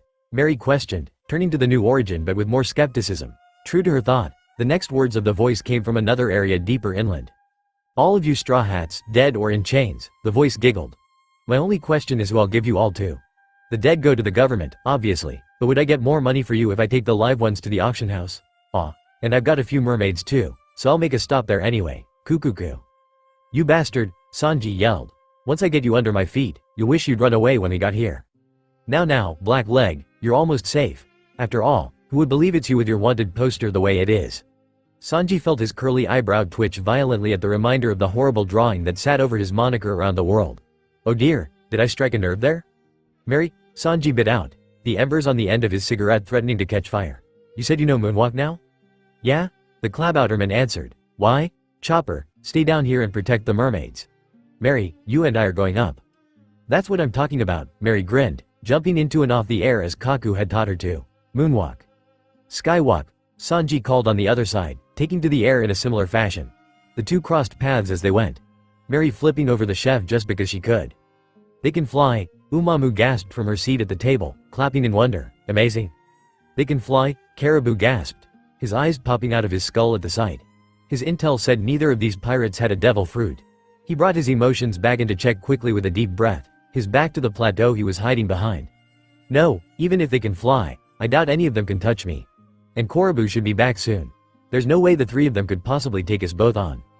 There you are, Mary grinned, her voice, and its proximity, sending a shiver down Caribou's spine. Slowly, the swamp man turned his gaze upward, the Clabouterman's bloodthirsty eyes and battle-hungry grin staring down on him. I recognize you now. You bought a ship a few months ago. I knew it looked familiar. So you're just as much of a sleazebag as I thought you were. I hope you treat that ship better than you do people. Oh, you found me, Caribou chuckled. That's fine, though, dirty geyser.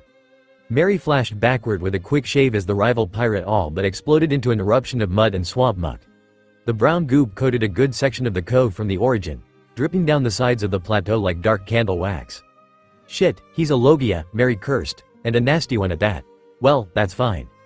Fine, you say? Caribou questioned, his face forming in the muck. The edges began to recede, pulling inward as his body rose from the semi-solid. Don't underestimate me, girl.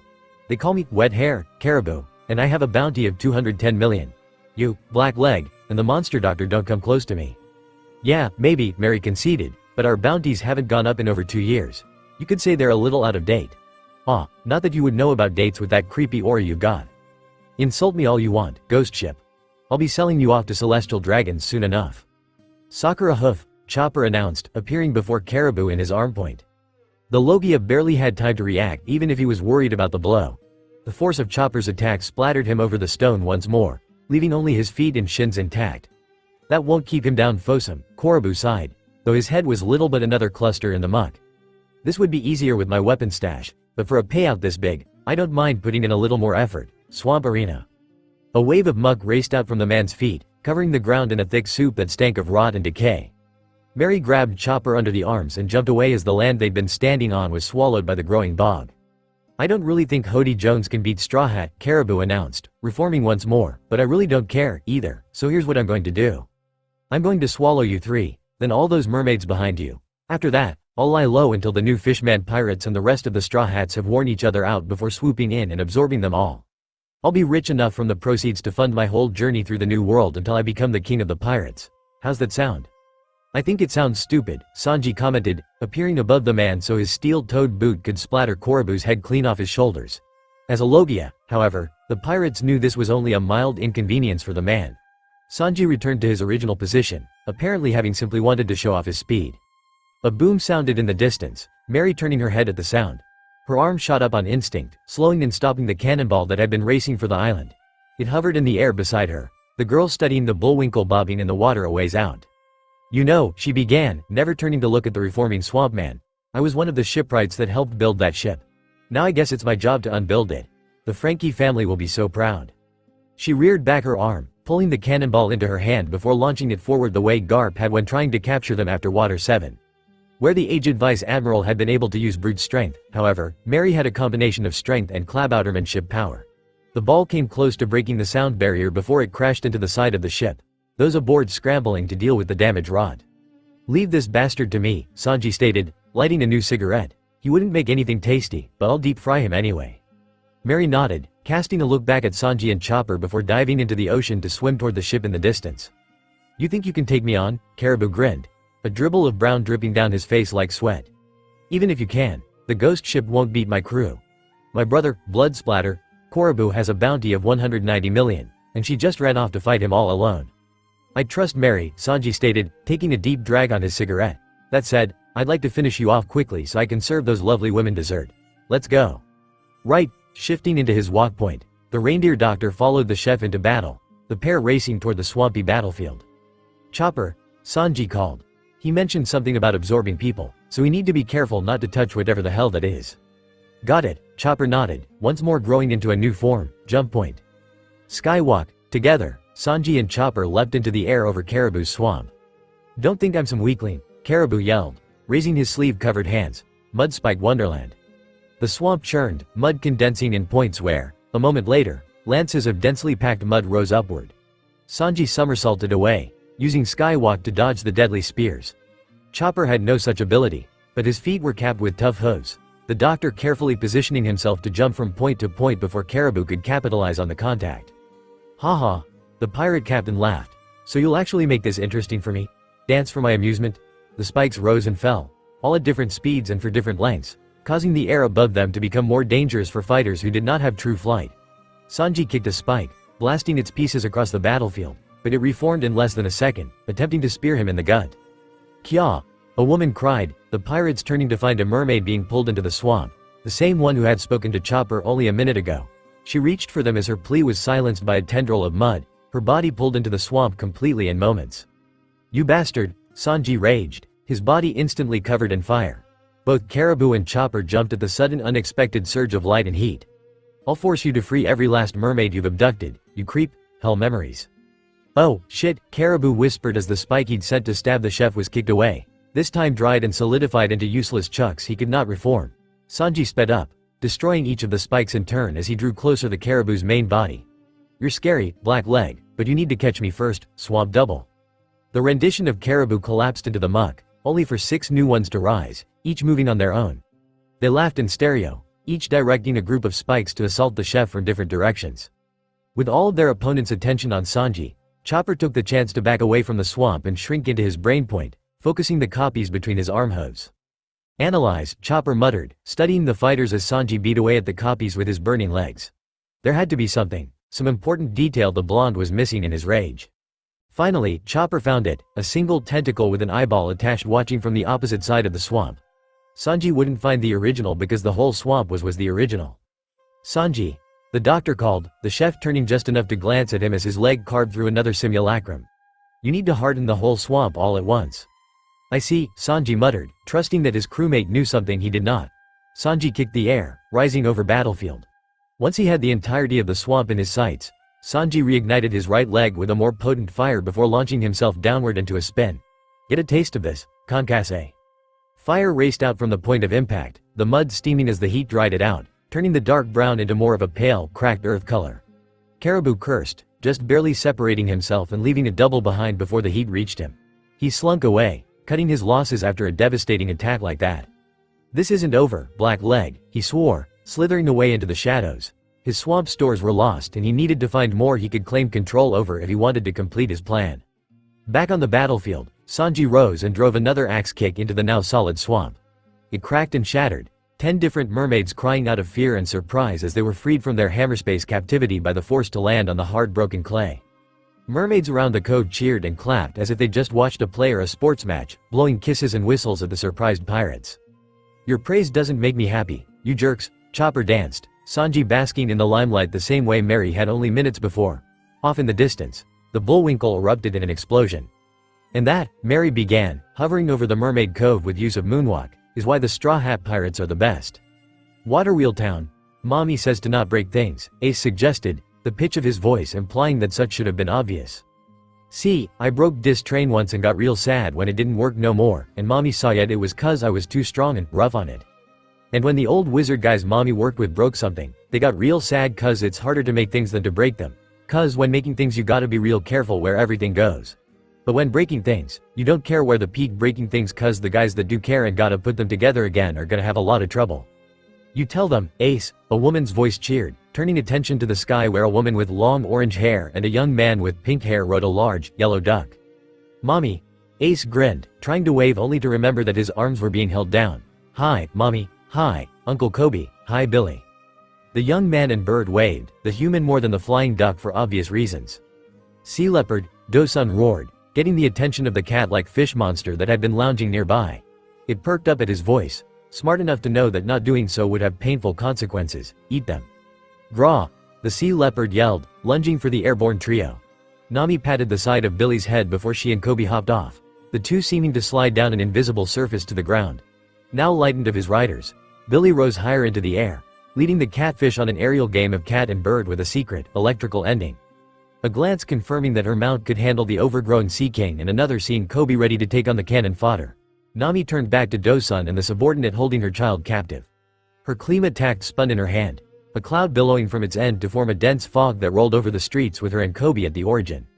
Now then, Nami stated, her tone providing no room for argument, you better give me back my son, or I'm going to have to show you what happens when you make Mommy mad. Mommy. Mommy. Ace called. Hammer Guy thinks you and Daddy are the bad guys, isn't that funny? You sure have raised a disrespectful brat, Dosun, the hammerhead growled. I shouldn't be surprised. You humans are all the same, Dosun. I can't say that fishmen have a positive reputation with me, either, Nami shot back. Not after what Arlong did to me all those years ago. At least I have the maturity to know not every fishman is as evil as he was. Arlong, evil. The officer blinked.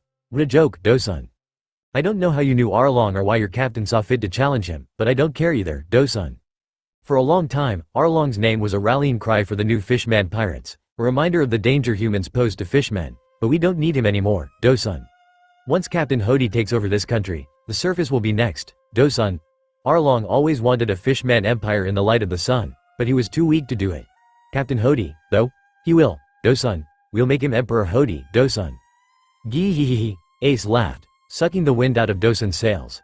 The officer turned, bearing his hammer at the terrified octopus fishman holding the child. What's so funny, Dosun? My daddy's gonna be king of the pirates, Ace answered, the phrase as true and natural to him as the sky being blue and humans breathing air. That's way cooler than whatever you said, and cuz you're fighting us, you're gonna lose, gee-hee-hee. A vein pulsed between Dosun's eyes, his muscles tensing in rage as his hammer shook with the force of his clenched fist. How dare he? How dare that tiny human child insult all the work the new fishman pirates have done, all the sacrifices they've had to make their whole lives? Strangle that brat, Do-sun. Do-sun ordered. Kill him for his insults, Do-sun. Yi. The subordinate's response was cut short, his eyes rolling back in his head as he began to fall over. With his loss of consciousness, his hold on Ace broke, the boy starting to fall. One slender arm, however, reached out of empty air to catch the child, tucking him against a form that could not be seen until the air rippled, clearing to reveal Ace's mother even as her image by Coby faded away. Don't you worry, Ace, Nami cooed softly, the boy held against her side while her other hand spun her perfect clean attack. It's okay. Mommy's got you. What? Each and every one of Do-sun's other subordinates gasped. How the hell did she get there? Oh, Ace? Nami questioned, ignoring the dumbfounded fishmen. Do you want to say it? Yeah, Mommy. Ace cheered. Mirage tempo, very good, Ace. Ah, Coby and several of the hostages grinned, the flash of a visual snail showing that the Rosset had taken a picture of the cute moment. Captain Luffy's gonna love this. Quit standing around, Do-sun. The hammerhead yelled, leveling his hammer at the mother and son. Kill them, Do-sun. Coby, you can take the small fry, Nami called, spinning her clean attack over her head. A cylinder of air around her seemed to shimmer like glass, 4 different swords stopping in midair where the shimmer was. Air wall. Ace grinned, not consciously aware that Nami had developed said technique to keep him out of rooms with sensitive equipment. Coby took another picture, this one with the confused fishmen that had tried to attack the pair. Don't take us lightly, a voice behind him shouted, the fishman's sword passing through the young man. There was no spray of blood, however, the afterimage that had been left behind by Coby's shave vanishing in a way not dissimilar to Nami's mirage. Coby, suspended in the air above the fishman only by the force of his jump, tucked the visual snail back into his shirt pocket. Well, guess I'll get to work, the zone sighed, his body growing and morphing. With his new weight from all the extra plating he'd grown, Coby curled into a ball and crashed down, all but burying the poor pirate that had tried to attack him from behind. That enemy down for the count, Coby bounced back up to land on his feet. Armor mode, cannonball. Whoa, Ace blinked, having never seen Coby transform before. That's so cool, Uncle Coby. It is pretty cool, isn't it, Ace? The Rosset grinned as he rubbed his nose with a touch of embarrassment and pride, ignoring her altogether unaware of the other pirate that tried to cut him down from behind. Given Coby's affinity for observation, it was most likely the former. Either way, the fishman's sword, a sad, old thing that had not been cared for properly, broke off upon contact. What are you? The pirate stuttered, his eyes darting between his broken sword and the bone-plated zone. Me? Coby grinned. Right now, I'm your worst nightmare. He turned, eyeing a crowd of new fishman pirates as they amassed to charge him. Coby tilted his head, considering which action he should take next. Should I? Nah. I'll save that for the bigger fight I'm sure we'll get into. Might as well put on a show for Ace. Slasher mode. His mind made up, Coby's form shifted, settling into his lankier slasher mode. Ace made another noise of awe as Coby swayed to his own rhythm. Well, what are you all waiting for? Come at me. And so, they came at him. Uncle Coby's so cool, Ace gushed, watching the green and pink whirlwind that was the self-proclaimed hero. Nay, Mommy, I want a fruit. You want a fruit? Nami echoed in that empathetic way parents do to young children. She spun, dodging a sword only to whip a bolt of lightning at the offending pirate. Nami pouted. You don't want to go swimming with Mommy anymore? No, I want to swim with Mommy. But I want to have a cool power like Daddy and Uncle Coby and Auntie Grace and Auntie Robin Sensei and Choppy. And I want to make maps and read the skies like you. And I want a sword like Uncle Zowo. And cook like Uncle Sanji. And make cool things like Uncle Frankie. And make music like Grandpa Brooke. And that's a lot, sweetie, Nami commented, another airwall forming to stop a pirate with a hammer. His repeated pounding did nothing to affect the solidified air. But the ringing did annoy the navigator who blasted the window-like defense with a gust of wind, launching it into the pirate and the pirate into a wall with force she could not recreate with her muscles. You're going to have to work really, really hard to do all of that. I know, Ace nodded, though there was no possibility that he understood just how much work each of his idols had put into their respective fields. NNA be strong to make all of you super duper proud. Oh, Ace, Nami gushed, his words tugging at her heartstrings. As if you're gonna live that long, Do-sun, the hammerhead fishman grunted, breaking into the cute, mid-battle moment between Nami and Ace. His hammer cracked the earth as he brought it down, the fissure growing toward the pair. Nami hopped away as it reached them, but she was no expert in such maneuvers compared to other, stronger fighters on the crew. I'll smash you both into a paste, that way you'll be together forever, Do-sun. Damn, Nami mentally swore as she landed, her balance off due to the sudden jump and Ace's weight. I can't fight at my best with only one hand. I should have practiced for this. Ace taunted, pulling down one eyelid with a finger and blowing a raspberry at the fishman officer. This, as expected, only served to make Dosan angrier. His rage served to blind him to the majority of the fight, causing him to miss the screeching of one of his men until said man slammed into his side. Mommy and Uncle Koby are better than you, meanie. You damn brat, Dosan hissed, lamenting the fact that Zio and Hody had the energy steroids currently. If he could have popped one, the human mother and son would have been little but smears on the pavement by now. Incoming, Koby called, the battlefield shaking a moment later as the great, charred form of the sea leopard crashed into the ground. Smoke rolled from its open mouth as Billy alighted on its body, the giga fell preening nonchalantly. Dosan, the hammerhead gasped, only then taking in the sight of all his men on the ground and the bindings of the hostages cut. Dosan? What is this? My men, Dosan. Oh dear, Nami sighed dramatically, shifting her weight onto one hip, said hip now cocked out to support Ace as well. You should have checked your forecast for today. It said there's a 100% chance of total defeat for losers who kidnap children from the Straw Hat Pirates. This isn't over, Dosan. The officer claimed, backing away from the crowd of former hostages that was amassing around the pirates. You think you're so great, but Captain Hody's gonna kill you all. Just you wait, Dosan.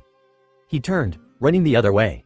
Should we go after him? Koby asked, shrinking back into his human mode. He's not that fast and I can easily feel him with my observation. Nah, the captain's wife answered. You said yourself that the new fishman pirates have way more bodies than just this, and a fight that big just has to be public based on the size alone. We'll humiliate him for a second time there. Isn't that right, Ace? Right, Mommy. I don't think that's the sort of thing Ace should be learning, Koby offered. I mean, he fizzled, his words dying under the look Nami gave him. Come along, Ace, Nami smiled, her pace with a distinct bounce now that her child was safe. We have some pirates who picked a fight with us. And what do we do to those kinds of people? We punch them and beat them and take their money and laugh, gee hee hee. That's right, Ace, hee hee. Nami, that's not. Koby ran after the young mother, Billy hot on his heels, as the woman continued to put questionable ideas into the head of her young and impressionable son. Yes, this will do, Captain Vanderdecken IX muttered to himself as he stepped onto the Flying Dutchman. Most of his crew had joined the new Fishman Pirates army for the battle they were preparing, the men wanting nothing more than a good, old-fashioned brawl, leaving Decken alone with the ship of his forefathers. He didn't care about the ship's legacy, however, nor was he concerned about being unable to pilot the ship alone. He knelt, slipping his glove off just long enough to press his palm into the deck. The ship shuddered, seeming to fight against his powers for a moment before the wood creaked and the ship gained a course. Under the direction of its captain's Mark Fruit powers, the Flying Dutchman flew toward the Ryugu Palace, straight toward Princess Shirahoshi. I'm coming, my love, just wait for me, baho-ho-ho. Baho-ho-ho-ho-ho, stop right there, Hody, a voice ordered, the captain of the new Fishman Pirates slowing to a stop on the main street of the Fishman district as a frown stretched over his face. His eyelids dropped a little, filtering out more of what meager light already reached the area.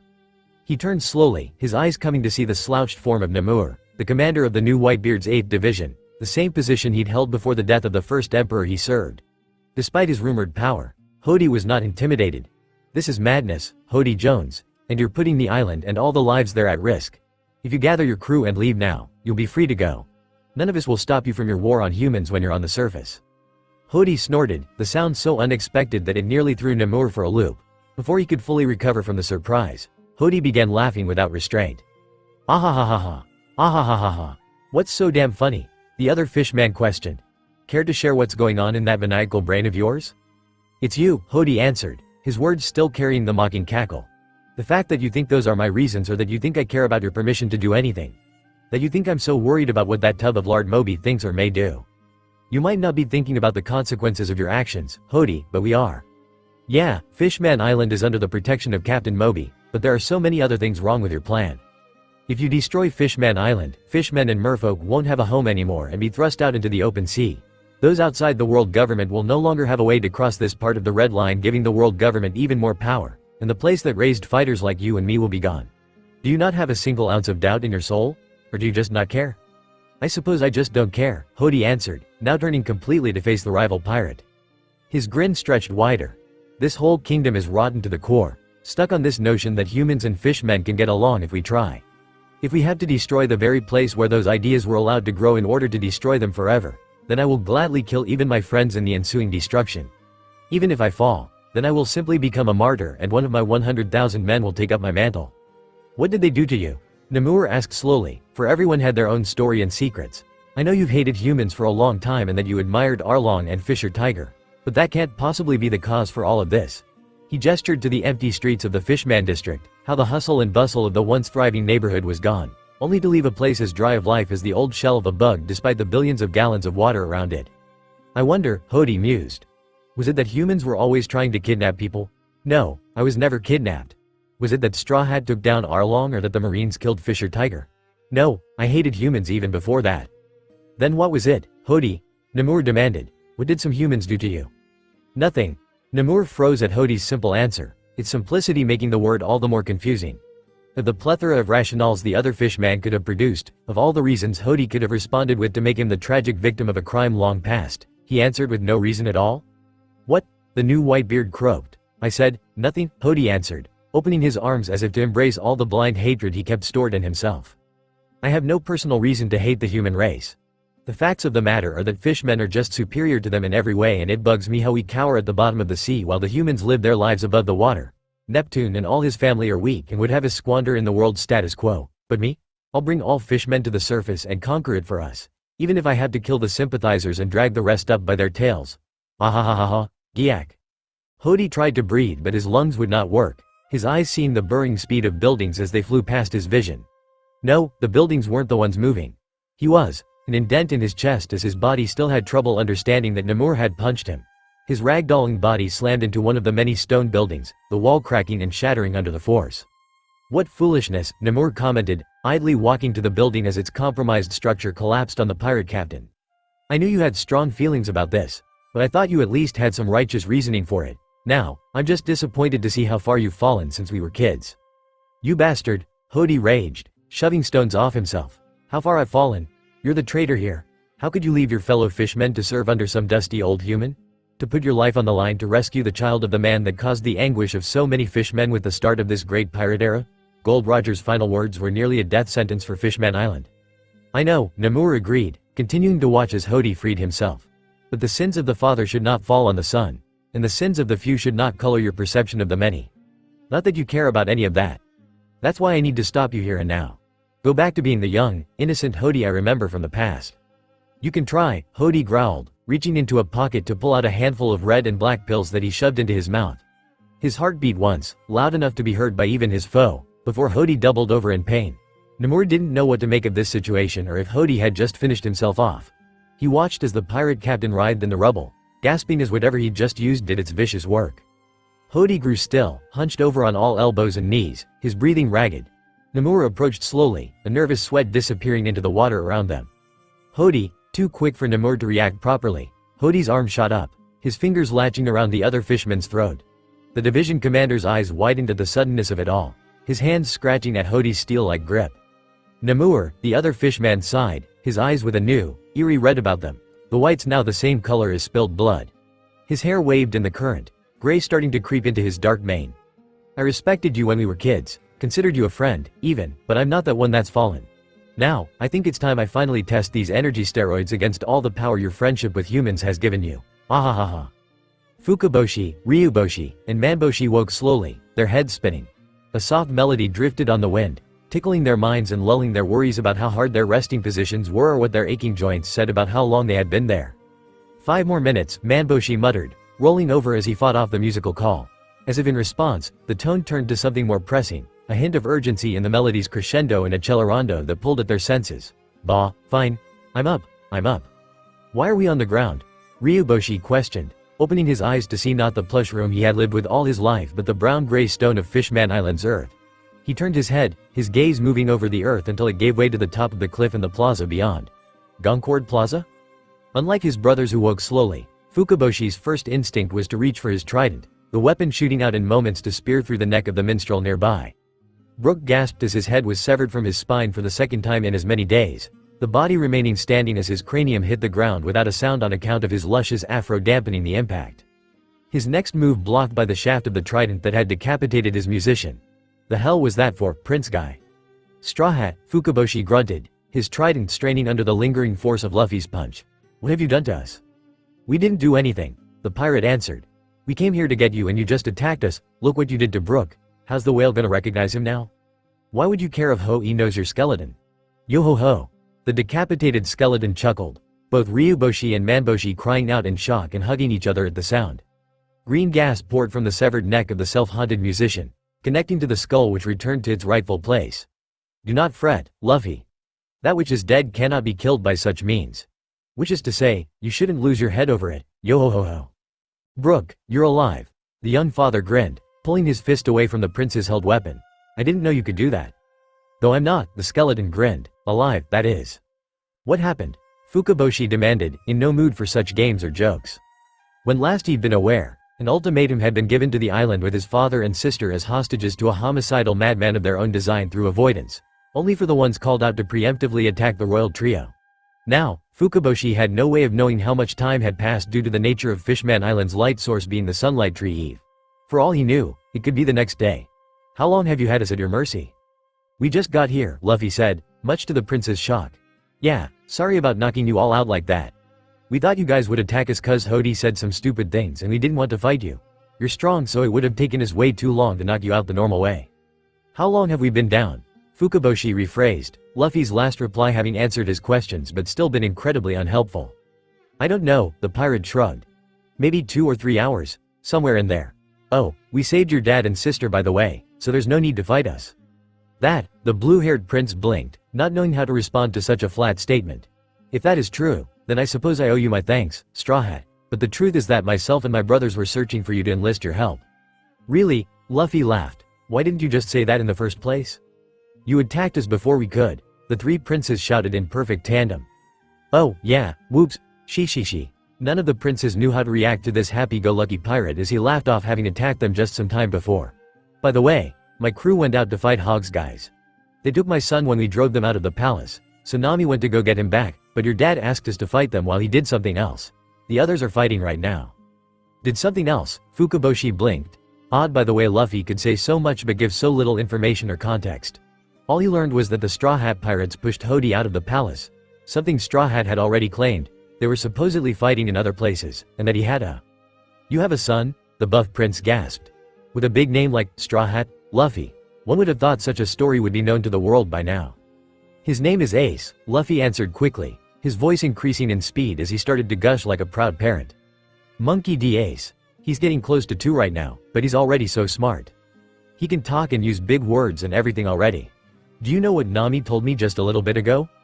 Fukaboshi opened his mouth to say that, no, he had no way of knowing what Luffy's wife had told him about their son while the princes were indisposed by his crew's own hand. But Luffy forged ahead before he could get a word in edgewise. His first word was, meat, at 4 months. He's so smart, Grab said I needed 9 before I learned that word. And he's already using mull. Luffy's face turned red, the poor captain trying to figure out what word he needed. He turned to his crewmate. Brook, what's the word for big words Robin used? Multisyllabic, Captain, Brook answered. Yeah, that, Ace is a genius, he. Enough, Fukaboshi cried, cutting off Luffy's rant. I get that you love your son, but my home is in danger right now. She, whoops, Luffy laughed. Forgot about that. Anyway, Hog went to the Fishman district or whatever and Namur went after him, but Coby said they've got a huge army somewhere on the island and that it appears like they're getting together. Robin thinks they'll come here since it's a big, open area near the center of the island. Something about having people watch. But why? Manboshi asked, figuratively stepping into the conversation. I mean, I like when people watch my mambo, but this is different, right? Why does he hate you guys? You all took down Arlong, La-Di-Do. Ryuboshi remembered. Hody said he wanted revenge for you all crushing Arlong's dream, Do-Re-Mi Fa. Yo-ho-ho, that is correct, Brook agreed, strumming along with Ryuboshi's pitch. I was not present on the crew at that time, but Namur informed us that Fisher Tiger and Arlong were idols to Hody and that Luffy defeating Arlong was a tragic blow to his beliefs. Still, his arrogance knows no bounds, Fukaboshi grunted. To think that he believes he can defeat a pirate worth 400 million is ridiculous. Much less to think he could take your crew as well. He must have a powerful trump card in his back pocket. 4, Luffy blinked, the number slowly registering. I'm worth 400 million?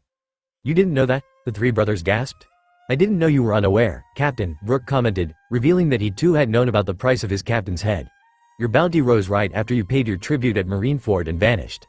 I suspect even young Ace is aware of your worth. Ah shucks, Luffy muttered, uncharacteristically bashful as he rubbed the back of his head. A blush spread over his wide smile. They think so highly of me. I believe it is the opposite of that, Manboshi muttered. Anyway, can we get on with this song and dance, now? I concur, Brooke nodded. We've taken a few detours, but I believe we mentioned reasonable suspicion that Hody and his army will ultimately fight us here in this plaza. As such, we ask that you three assist us in evacuating the citizens from the area. I understand, Fukaboshi responded.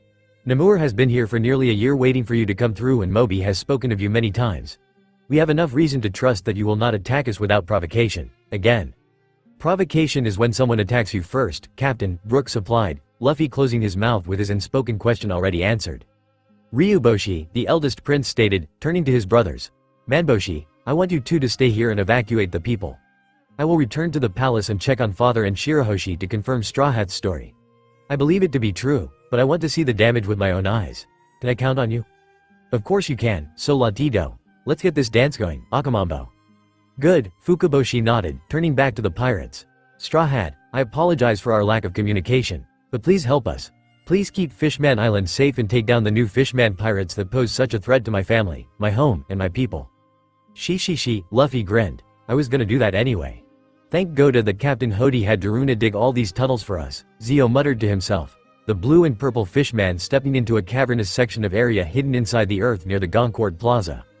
Humans groaned in pain and hunger as he walked past, thousands of former pirates, merchants, and a few marines sprinkled among them begging for their freedom and they styes. Zio easily ignored all of them. The lesser beings did not deserve his attention, not when he had an important job to do. The cavern needed to be pretty large to hold so many prisoners and hide so many fighters under the nose of the kingdom. As a consequence, he walked for some time before his destination came into sight, his personal laboratory away from the Fishman district.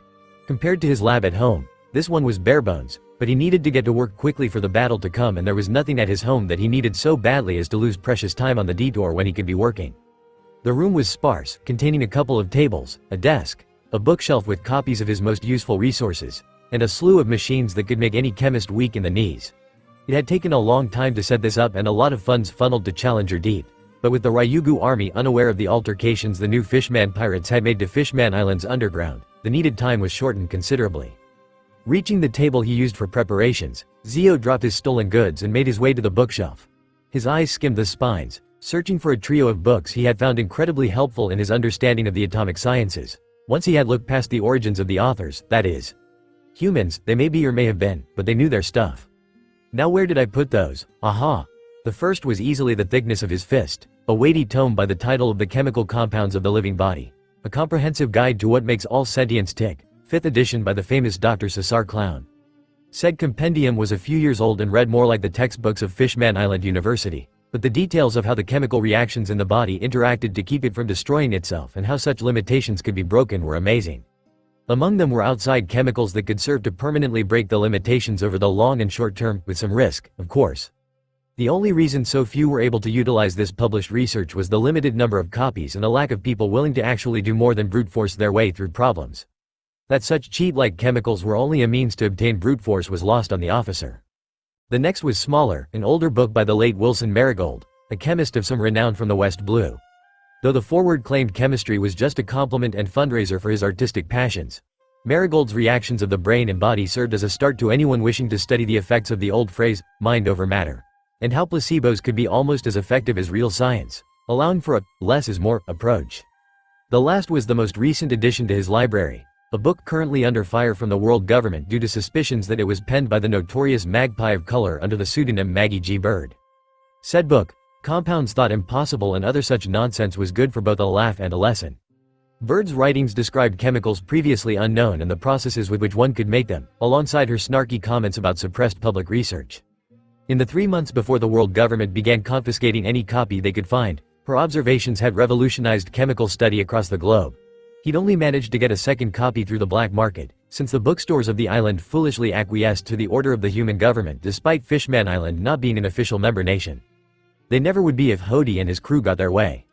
It was these 3 books that Zio pulled from the shelves, flipping to his bookmarks amongst the pages. The margins nearly blurred into the lines of text due to all the notes Zio had taken, his scribbles theorizing and connected all the ideas and formulae he needed for his own ends. And to think, Zio commented to himself, pulling his stolen goods from the shopping bags he'd used to carry them. Some of the greatest human chemists of this age wanted to share their knowledge with the world, and now that knowledge will help us destroy their feeble species. The irony is delicious. Clown helped me understand and replicate the steroids Captain Hody stole from the Tamade box, but with Marigold and Bird, I should be able to improve on them. We'll need it, now that we know how strong the— Talking to yourself again, Zio? The scientist jumped at Daruma's voice, nearly spilling the bottled water he needed as a distiller. Damn it, Daruma! Zio cursed. How many times do I have to tell you not to do that when I'm working on something? You mean you didn't know I was here? The cookie cutter questioned, already knowing what the response would be considering Zio's pride. Oh, of course I knew you were there, the taller fish man lied. I simply tricked you into thinking I didn't want to hurt your feelings by making you think you'd lost your edge. Zio blinked. What happened to your hat? Those stupid straw hat girls slipped through my teeth and ruined it, the diminutive shark growled, jumping with rage. They were more slippery than I thought they'd be. Kya, I'll be more careful next time, Kya. Well, next time, we won't be fighting fair, Zio commented, gesturing to his rig. I think I've worked out a way to make the energy steroids almost twice as potent with the same amount of risk. Given the time frame, however, I'll only be able to make enough for us officers and maybe a few extra for our more powerful subordinates. With our numbers, that should be more than enough, Ikaros grunted, also stepping into the room. He looked a little worse for wear, his skin patchy in some spots and his beard uneven due to the parts that had been seared off. That he smelled of burnt hair didn't miss his companions. Even if those humans manage to take down most of our men, they'll be exhausted by the time they reach us, We still shouldn't take them lightly, Dosun, a fourth voice commented, Dosun joining his fellow officers in the room. Their powers border on the stupid, making them hard to fight, Dosun. So you lost the kid, Zio observed. Well, you probably fought Straw Hat, so it says something that you made it back here. Not exactly, Dosun, the hammerhead admitted sheepishly. It was the woman with orange hair, Straw Hat's wife, that came for him. What? Daruma gasped, his surprise quickly fading into anger. You lost to a human woman when you had her kid as a hostage. How? She can turn invisible and make the air around her as hard as stone, Dosun defended. Not only that, but she had the survivor and a bird that fried the sea leopard to a crisp, Dosun. Like I said, their powers border on the stupid, Dosun. We should have just turned the kid into dried squid, Ikaros grumbled. No, Zio disagreed. This is just fine. We've taken the kid once, so we know he can't defend himself.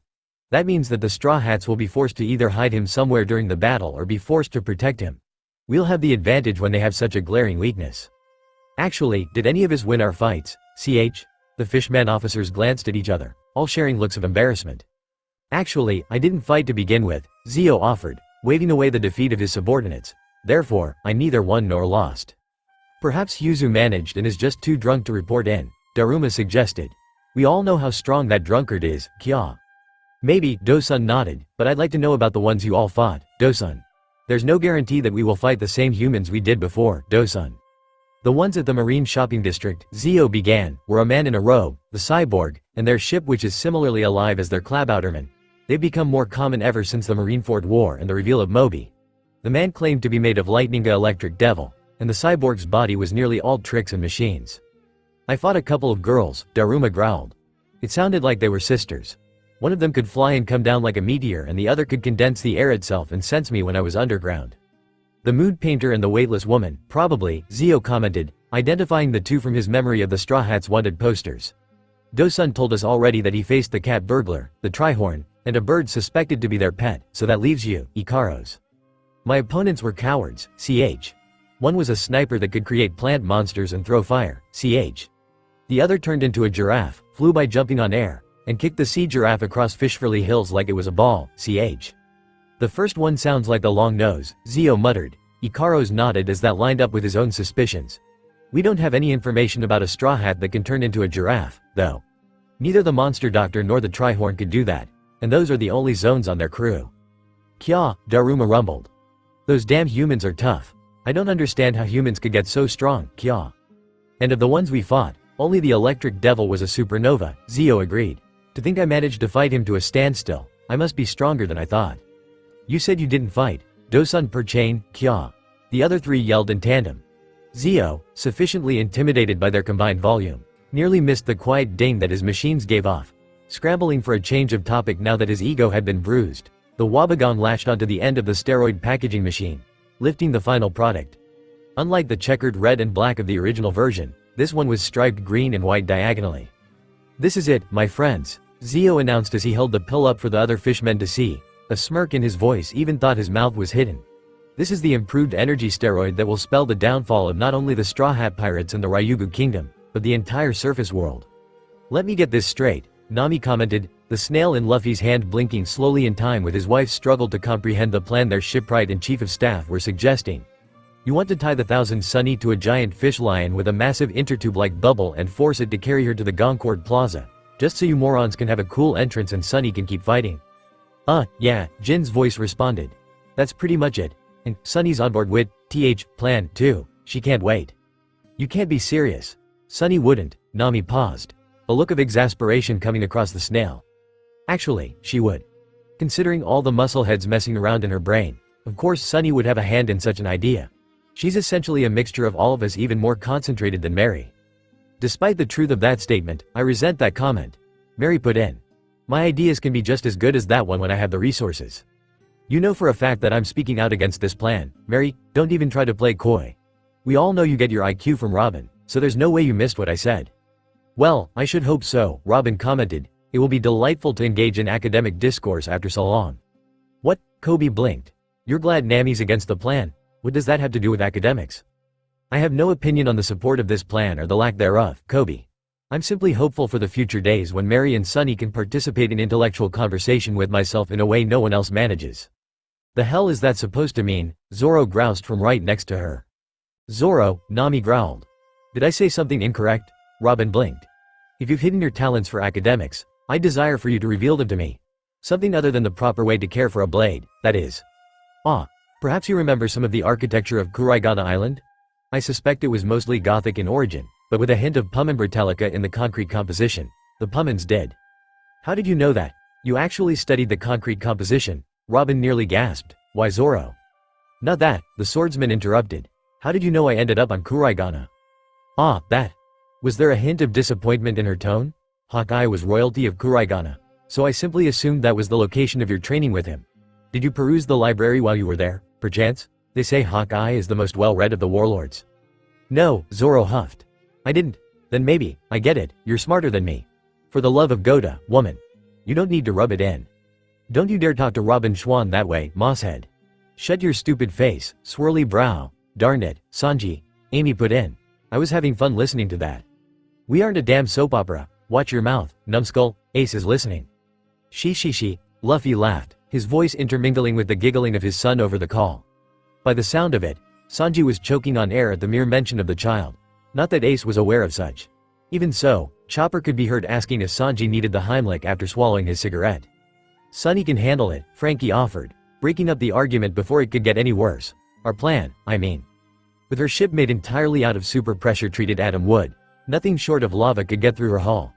The floor of the plaza is more likely to give out than our super ship. Ain't that right, Sunny? Yeah, Maker, I can take it. Let me at him. And you all thought I was weird for classifying violence as self-care, Mary laughed. It's not healthy for any of you to think that, Chopper cried, the snail in Luffy's hand waving its stubby little arms. We're all having some serious, mandatory, psychological evaluations done after this is over. On the bright side, Robin giggled, such evaluations should provide you with ample data for a clinical study, should you wish to publish. I know a good publisher, Grace chimed in. They keep things on the DL and aren't afraid to go against the Marines. After all, they got my book published. You wrote a book? Coby gasped. That's amazing, Grace. It is, isn't it? Grace whispered, her voice a soft, sweet sound. The snail played with a lock of non-existent hair, though everyone on the call could imagine the bashful look the young woman had at the comments based on the blush. Oh, yes, Robin agreed, quickly shifting the snail's expression. It was quite the page-turner. My benefactor and I very much enjoyed the section on poisons and antidotes. We need to stop taking so many detours, Usopp interrupted. We can all agree that Hody's going to attack us at the Goncourt Plaza if we go there, right? I'd much rather we pick our own battlefield if we can. From what I can sense, there's a lot of hatred already in the area, Coby agreed, though Luffy couldn't really see much hate as he watched the two younger princes and Brook herd the people out of the area. That being said, he still trusted Koby's words. He had both a larger range and a more acute emotional sense than Luffy's battle-focused observation, after all. Brook, Songboshi, and Danceboshi are already getting people out, Luffy nodded. The place will be empty by the time you all get here. Who? Several of the crew questioned in tandem. A couple of the princes. Since we knocked him out and left him here when we took the eel, they were still here when we got back. Turns out they wanted to help us, too, so maybe we shouldn't have done that, but oh well. Papagu did warn us that might be the case, Mary mused. Speaking of, where did you all leave him and Kami? We dropped them off with this tall shark lady, the captain answered. Kami called her Madame Shaw something and said she was her boss. Madame Charlie, Frankie and Kami mentioning her while he, Luffy, and Jin were in her apartment just after the crew's disastrous entrance. Kami showed me a picture of her. She's a tall shark mermaid with some super big. And we're cutting that sentence off right there, Jin interrupted from beside the metal man. No, go on, Sanji urged, only for the Klabouterman to punch the chef in the back of the head by the sound of both the hit and the sudden fretting of Chopper. I was gonna say business ideas, the cyborg grunted. She wants to super team up with Takoyaki 8 in the future to expand the Mermaid Cafe to the surface. You know, catch all those pirates that don't make it to the island. I don't know what you were thinking I was super gonna say, Jen. The H, ahem, Nami coughed. The heck you don't, the electric devil amended. I can see your face, Frankie. You look just like Sanji. Oi. The chef in question protested. This is getting us nowhere, Nami sighed. We'll meet you all at the Goncourt Plaza in 10 or 15 minutes, okay? Say, bye, Ace. Bye, Ace, the little boy giggled, clearly thinking himself clever. Gee. Cha, one by one. The other groups hung up their parts of the call until no one was left. Luffy was the last to put his snail away before turning to the plaza. Though Brook and the princes had been working hard, it was still a massive area and each person varied in how difficult they were to wake, so the combined group was only nearing the 1/3 mark. Figuring it was at least something to do, Luffy hopped down the ledge to help in any way he could. Your Majesty, a soldier yelled, sprinting into the throne room where King Neptune, Princess Shirahoshi, the Minister of the Right, and a select number of higher-ranking soldiers stood, the king and his minister in deep discussion with the army representatives. Your Majesty, we have a problem. What now, Jammin? The king sighed, one hand coming up to rub his massive forehead as if the pressure would help relieve some of the headache he was suffering from. I swear if it's the Straw Hats causing property damage or Hody Jones. I'm sorry, sir, the soldier began, kneeling. It's Vanderdecken. The Flying Dutchman is heading right for the palace. What? The king yelled, the anger in his tone echoing through the room as Princess Shirahoshi recoiled at the name. That vile pirate again? Yes, sir, the soldier nodded. Based on the direction and speed, we have reason to believe he has used his powers on his own ship in the same manner as he has with the weapons of the past. Based on what we know of his powers and devil fruits, the Flying Dutchman will not stop until it crashes into Princess Shirahoshi, is blocked by something with enough structure to withstand it, or Decken dies. Damn him, Neptune snarled, those present ignoring the uncouth language. Were I in my prime, I could have gone out there and smashed that ship to pieces myself, but my back will not allow such things today. What shall we do? The Minister of the Right questioned. We cannot allow Decken to have the princess, nor can we let him kill her as he has wanted to since the queen's passing. If I may give a suggestion, Your Majesty, one soldier said, a younger man stepping away from an older companion. Shine, what are you? Shut up, Dave, the younger hissed, cutting off the other before turning back to the monarch. As far as we can tell, Vanderdecken's powers do not need to kill their target. The first items he sent were letters that did not harm her grace. Were his powers always meant to kill, the first few times would have claimed Princess Shirahoshi's life. The princess gasped at the candid statement of how easily she could have been lost, the first sign of tears moistening her eyes. Get on with it, the general ordered. My suggestion, sir, is that the princess only needs to touch the Flying Dutchman. It would flatten her at its current speed, the minister yelled. Not if the princess were moving at a similar velocity, Shine objected, putting his Fishman Island University degree to good use. That is, if she moved at a similar speed in the same direction, the speed there would cancel out the force of any impact. I see, Neptune nodded, stroking his beard. That is not a bad idea, but we do not have much time to find a way to implement it. There may be one way, the soldier called Dave muttered, turning attention on himself. Though she has remained in the hard-shelled tower for much of her life, Princess Shirahoshi is a healthy mermaid, and no sea creature can compare to the speed of a mermaid underwater. Even if the princess cannot outrun the ship, she could delay the impact long enough for a strike team to enter and neutralize Decken. Neutralize? Shirahoshi echoed softly. Who would lead this team? The minister questioned. Everyone knows the only fighters we have capable of such a thing are the princes, and they are all on the island. There's no chance that they could get here before the Flying Dutchman. As if the world were mocking the seahorse fishman, the doors of the throne room burst open, Prince Fukaboshi swimming inside with a panicked look. Father! The prince yelled. The Flying Dutchman is headed this way. We know, my son, Neptune responded, turning to face his progeny. But your timing could not be better. I need you to take your sister and a squad of soldiers into the ocean and swim away as quickly as possible. You will lead a team to take Decken out before the Flying Dutchman can reach her while Shirahoshi keeps the chase going. But why? Can we not intercept him or face him here on our own battlefield? It appears that Decken had gone mad enough to use his powers on his own ship. It is not that he is sailing here. The Flying Dutchman in on a collision course with Shirahoshi. If she acts as a decoy to lure the ship away, we can minimize the damage and buy time to deal with Dekken. That's much too dangerous, father, Fukaboshi protested. What of the sea kings outside the bubble? Some of the men will stay with her. Even if they cannot keep up with her speed, even a pair of our knights are strong enough to take out almost any sea king. Now, take your sister and go. We have only so much time before our forewarning is of no use. I understand, father. Fukaboshi bowed slightly before turning to the princess. Sister, come with me. We must escape quickly. But big brother, what about you? This is too dangerous. Do you not trust me? The prince questioned, cutting off his younger sister's words. You know how strong I am. I will defeat Vanderdecken and free you of his gaze, but we need you to act, for you are the one he wants. I will keep you safe. Fukaboshi reached up, sticking forward one pinky in the same way the four royal siblings had with their mother one fateful day so many years ago. For a moment, both saw the other, but as they were on that day, papers and boxes burning around them. To Fukaboshi, the girl was still young, not yet having blossomed into a beautiful woman, and for Shirahoshi, she saw her brother smaller and with tears in his eyes. Yet time returned a moment later. The princess was no longer the little girl she had been, and the prince was now a warrior uncontested among the army. Slowly, Shirahoshi reached her own finger forward, just barely touching his. I trust you, big brother, she whispered. Ha, Hody sighed, his breath the only sound in the destroyed rubble of the Fishman district. His body ached already, a bruise coloring the left half of his face. Several gashes in the shape of a bite mark on his side leaking crimson blood into the waters around didn't help matters. His head twitched, an unfortunate side effect of the amount of steroids he'd used along with the color shift of his hair from black to white. He took one step before his left leg gave out, the leader of the rebels falling to one knee. Fuck. Namur could not respond. The new Whitebeard 8th Division commander out for the count while face down in the broken remains of an upper arm was broken in 2 places and his shirt was gone entirely, revealing a series of droplet-sized puncture wounds along the small of his back. You've worn me down, Namur, Hody hissed to his defeated foe, pressing a hand into his bleeding shark bite courtesy of his fellow fishman. I knew you'd be strong with your 547 million bounty, but I didn't think you'd push me so far. Hody coughed up a glob of blood, the thick sludge taking several seconds to fully dissolve into the water. His head was swimming as the beginnings of anemia took their toll on him, but Hody would not let something so small as blood loss stop him here. Despite being a human, Hody was sure that Straw Hat could beat him in his current state. He needed to recover, fast. You bastard, Hody coughed, directing his anger toward Namur.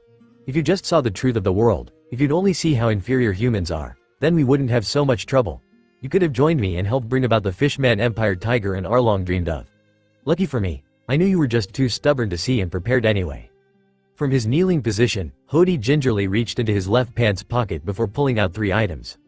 One was a small bottle of tiny, red pills while another was a vacuum-sealed bag of green, and the last a simple bubble coral. A hatred of humans Hody may have, but that did not mean he was above using their products smuggled onto the island through Challenger Deep.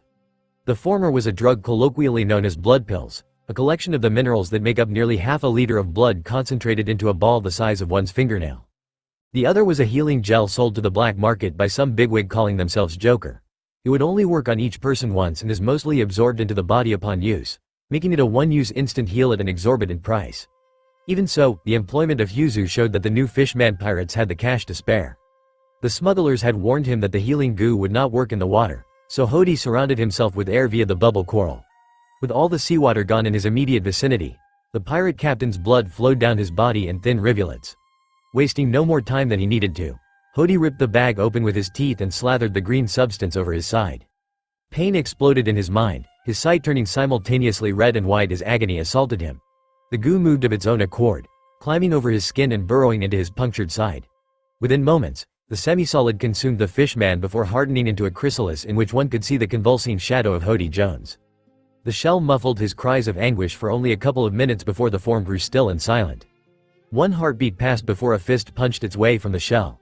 The retracting arm left a hole in its wake, a pair of hands exerting enough force to form spiderweb cracks from the origin until the crystallized gel could take no more, shattering into a million tiny shards. Left behind stood Hody Jones, his wounds and injuries nothing but scars nearly indistinguishable on his pale blue skin. His hair, once a black turned white, was a long gray that fell down his back like an evil fog.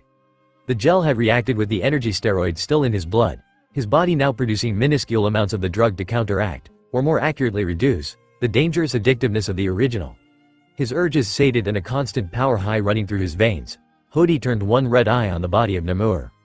You were good for one thing, old friend, the fishman reborn commented, a hideous grin stretching his lips. You have made me stronger than anyone else in the world. Ah ha ha ha ha.